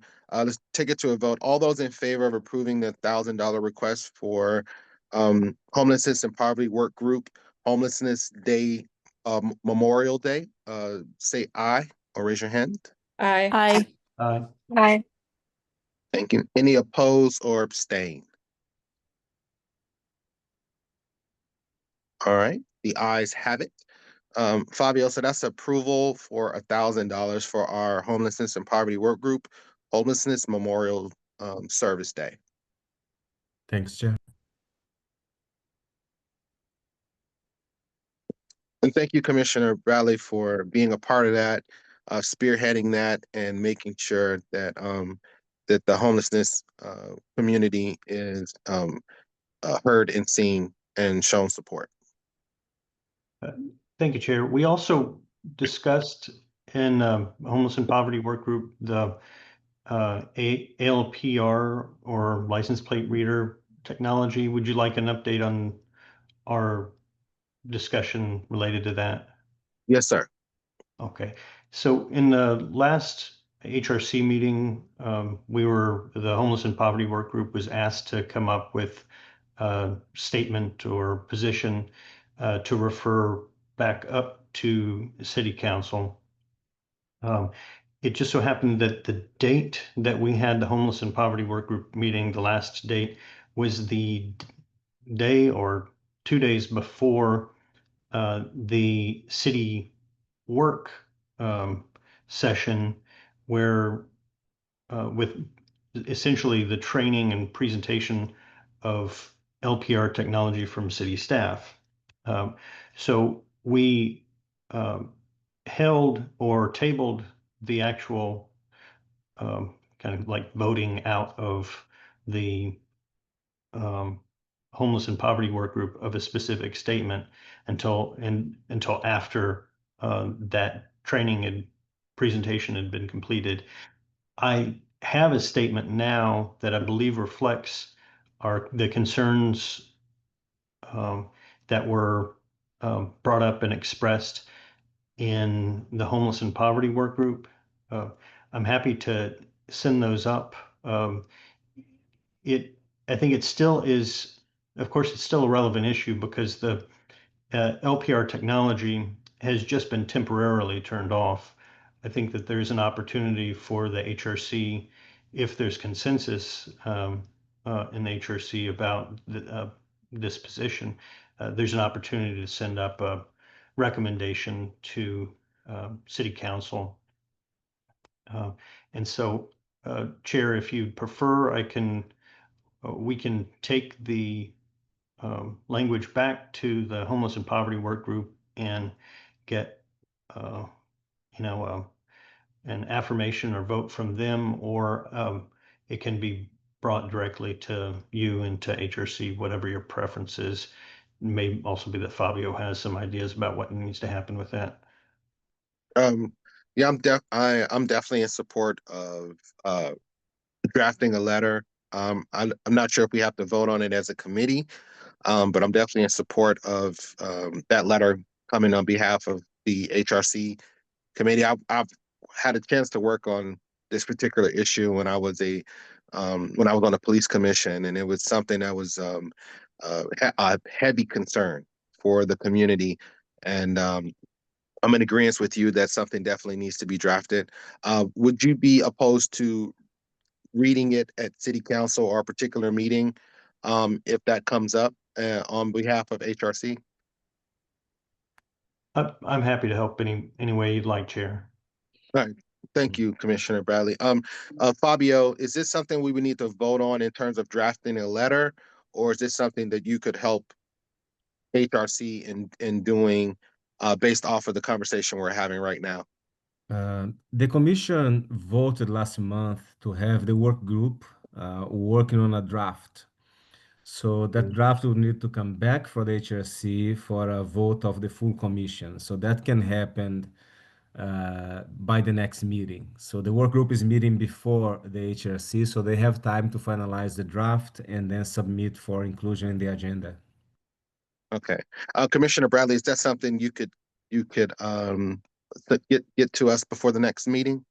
Or is that Sure, something that okay. I have a draft now. It just hasn't been approved by the homeless and poverty work group because of the sequence of meetings, like because Okay.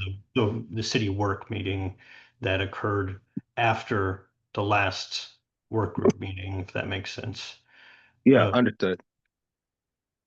So I do have a draft, but and I don't think that there's urgency right now because the cameras have been to my understanding from reports from city staff is that the cameras have been turned off in deference to the discussion. So I think Okay. sounds like we have time. Okay. All right. Thank you, Commissioner Bradley. I look forward to Sure. to reading that and then we can vote on it for the next meeting. Yeah. Thank you, Chair. Thank you. Are there any more discussions from commissioners for the homelessness and poverty work group? Okay. If not, do we have any updates from WeCU, or have we already got those?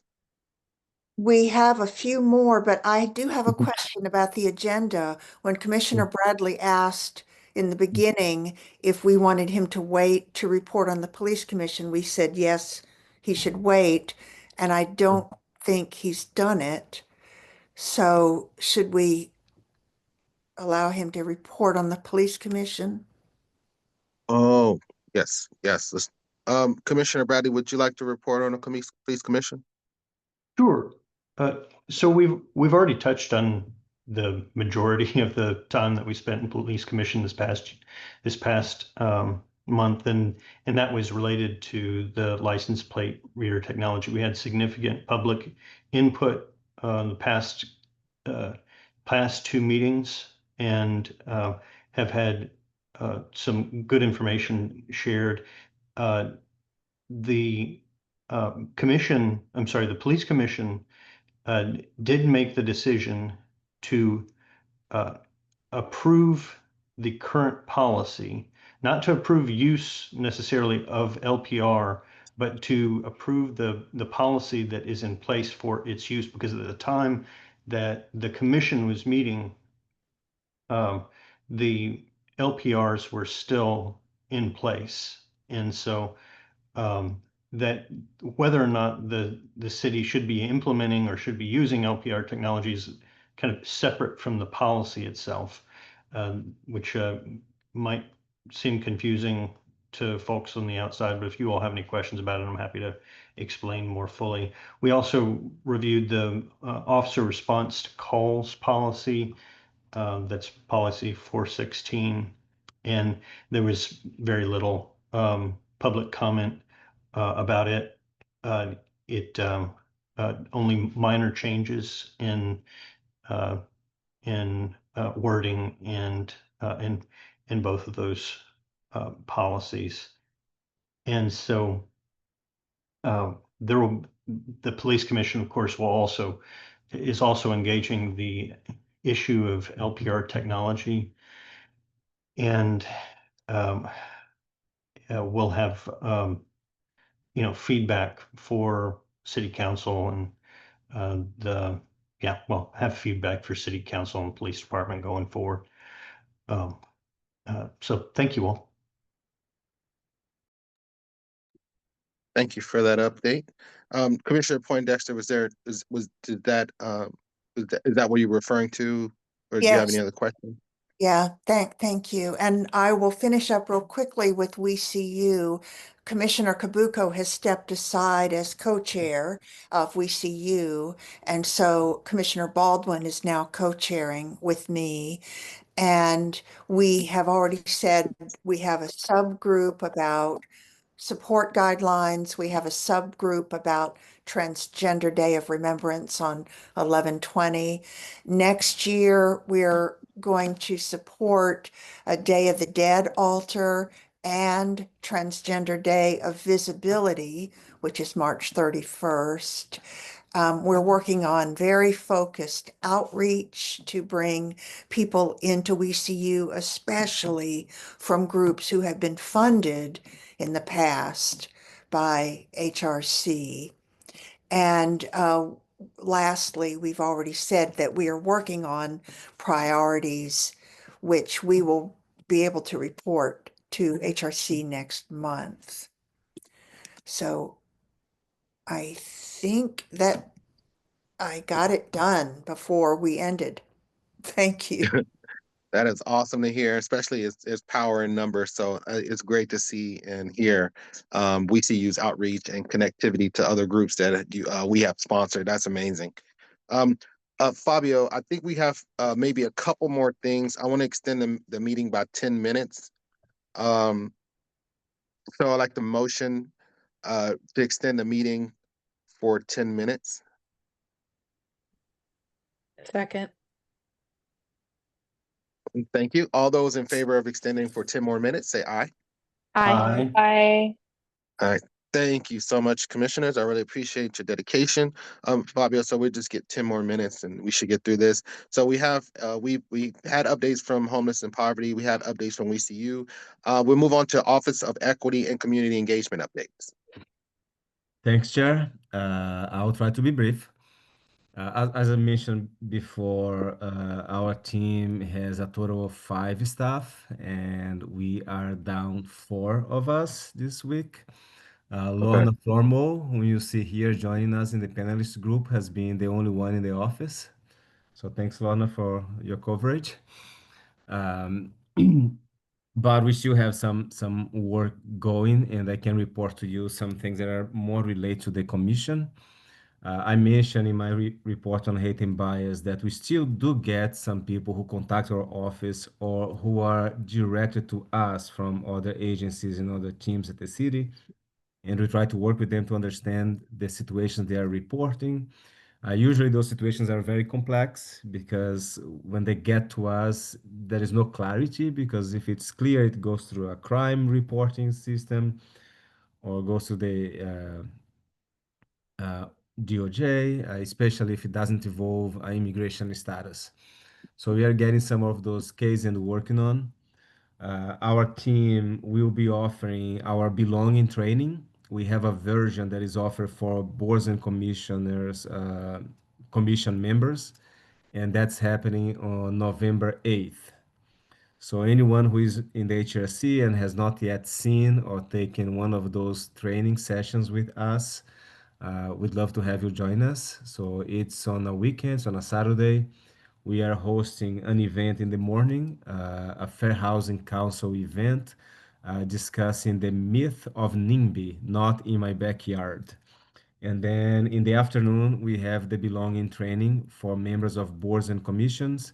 That will include members of all boards and commissions that serve the city, including members of our neighborhood associations. So if anyone is interested in attending the training, please let me know. I will follow up with email, but it's on November 8th, and I think it's very important for members of boards and commissions, especially in the Human Rights Commission, to understand the language and the recommendations that we share with city staff, all city staff, including police and fire, on how we expect people to interact with city residents and visitors so everyone can experience a sense of belonging in our community.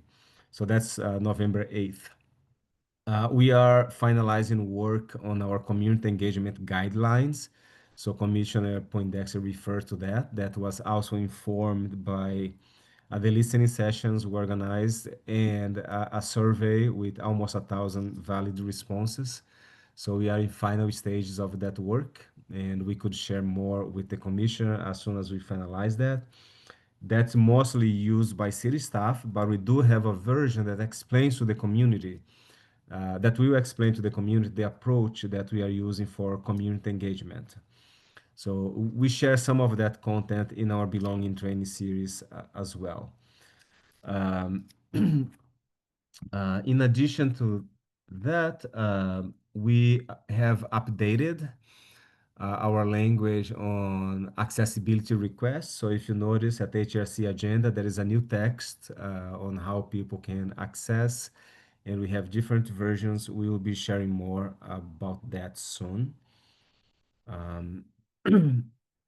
And Lorna is supporting the work group for the event. So Lorna, I would like to give you a chance to say hi and show your face to the team for those who have not met you yet. Hello, I'm Lorna Flormo. I've been working in the Office of Equity and Community Engagement for a lot of years and have the pleasure of working with Fabio and pleasure of working with some of you. Thanks. Good to see you, Lorna.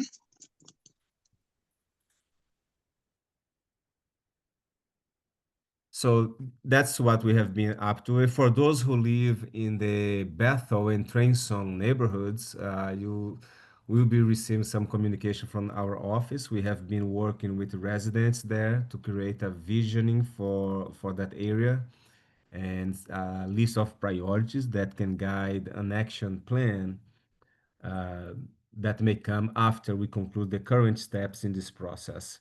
So in the coming weeks, people will be receiving a communication with the draft documents, and they will have a chance to provide comments on that document until November 22nd.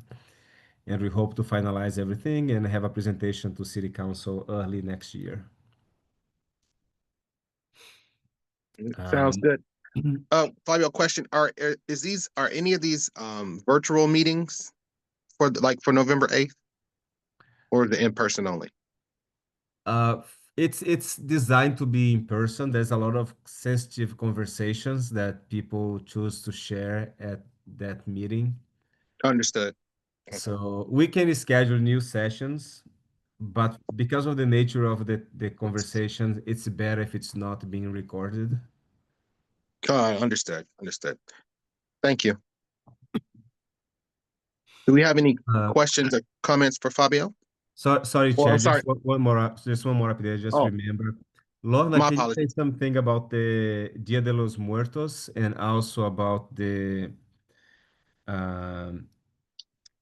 the community resource fair for Spanish-speaking members, which we're not offering this fall, but we're discussing when to bring it next. Sure. So myself and some other staff are participating in the 4J Dia de los Muertos, which is mostly a fun-based activity based, but we're going to bring any city information that we have in Spanish and also the information from the DOJ. And then, yeah, in the past, for the past 5 or 6 years, myself and the police auditor's office, Beatriz Otero Hernandez, have jointly done, and our office have jointly done a Spanish community resource fair, where we have a panel, usually the mayor, the police chief, if we have any, we usually have bilingual officers, and we have all sorts of city representation there in booths and also community representation. And we've just been kind of standing back and watching some of the different events that are happening and really wanting to be mindful of if people are coming out or not. And currently we're just holding off a little. We'll likely do some sort of virtual offering this winter that will come along with our Aquí en la Ciudad, our here in the city Spanish news broadcast that the city produces. And we're looking at just partnering with some different events and things that may make it even that much more comfortable for community members to join at this point in our country. Thanks. Ms. Lorna, real quick question. I know you say you work with the police auditor's office. Is EPD offering any kind of protections for our Spanish speaking or immigration community if they want to attend, so they don't have to be afraid?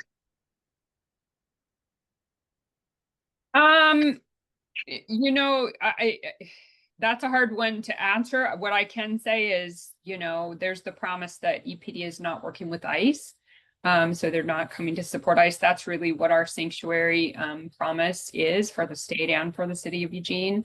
So we can make sure that's happening. They historically have come and they do activity. The police chief comes, the activities happen. Oftentimes will bring the dogs and some of their robotic things and community. And then we make sure and try to get bilingual, bicultural officers to come as well. So okay. I don't know. I don't feel like I'm super qualified to answer that question. Maybe Fabio has something to add, but you know, yeah, that's what I can say. No worries. Yeah, Chair. Chair, what I can add is that EPG has been a partner in these events in previous years. So it started with the auditor's office, OEC, and EPG sharing the cost for organizing the event. And as Lorna mentioned, they have been attending every single edition and bring a large number of officers and equipment to interact with the community and develop more trust. So there is a strong presence of EPG when we organize this resource fair in Spanish. And I just want to acknowledge, you may see Beatriz Otero here on the attendees list. She comes to every meeting of the Human Rights Commission and is also a good partner with our team when we are doing community engagement. Thank you, Fabio. Appreciate it. And thank you, Ms. Lorna, too, for bringing that to our attention. Really appreciate it. Yeah, so thank you. Do we have any other updates from Office of Equity and Community Engagement? That's all for today, Chair. All right, thank you so much, Fabio, and thank you again, Ms. Lorna. So we'll move on now to public comment. Do we have anybody that would like to ask a question or make a statement or bring something to our Human Rights Commission's attention in the public comment section or public section, I should say. Mhm. Chair, no one used the Q&A to sign up for public comments today. All right. So with that being said, do we just kind of a round table? Any other commissioners have any other thing they would like to say or add before we close out the meeting? Oh, hold on. We have a question from Commissioner Bowman. Yeah, I just thought it would be fun, and if we already have this, that's great. To have HRC name tags so that when we attend events, it's kind of like laid out like that. I don't know if that exists already. And I was also thinking like t-shirts that have, so it's like almost like a uniform that we show up that's like, this is where we're from, this is what I'm wearing. You can point me out easily in a crowd and know where I'm from and what I'm about. And if that's something that we'd like to discuss as a possibility.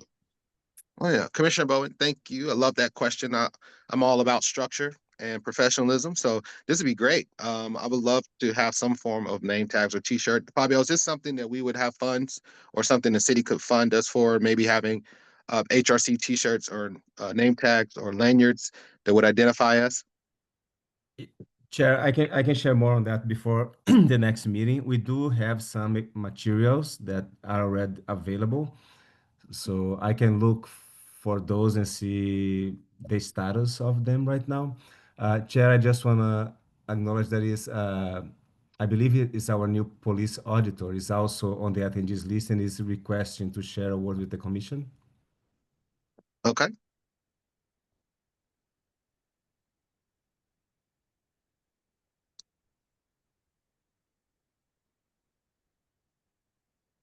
You said he wanted to share, Fabio? That's correct? Craig, can you hear us? All right. Good morning. It just took me a second to join. Hi, everybody. I'm hoping to come to one of your meetings in person when you have one and to meet many of you. I am the new police auditor, and I look forward to working closely with this group to help facilitate interactions and police oversight. So nice to meet everybody. Nice to meet you, Mr. Craig. And thank you for being here today to introduce yourself. And we look forward to working with you and having a future partnership. Appreciate it. And anyone that wants to meet individually, just shoot me an email or let anyone from the committee know. And I'm happy to sit down and talk issues with you. Thank you so much, Mr. Craig.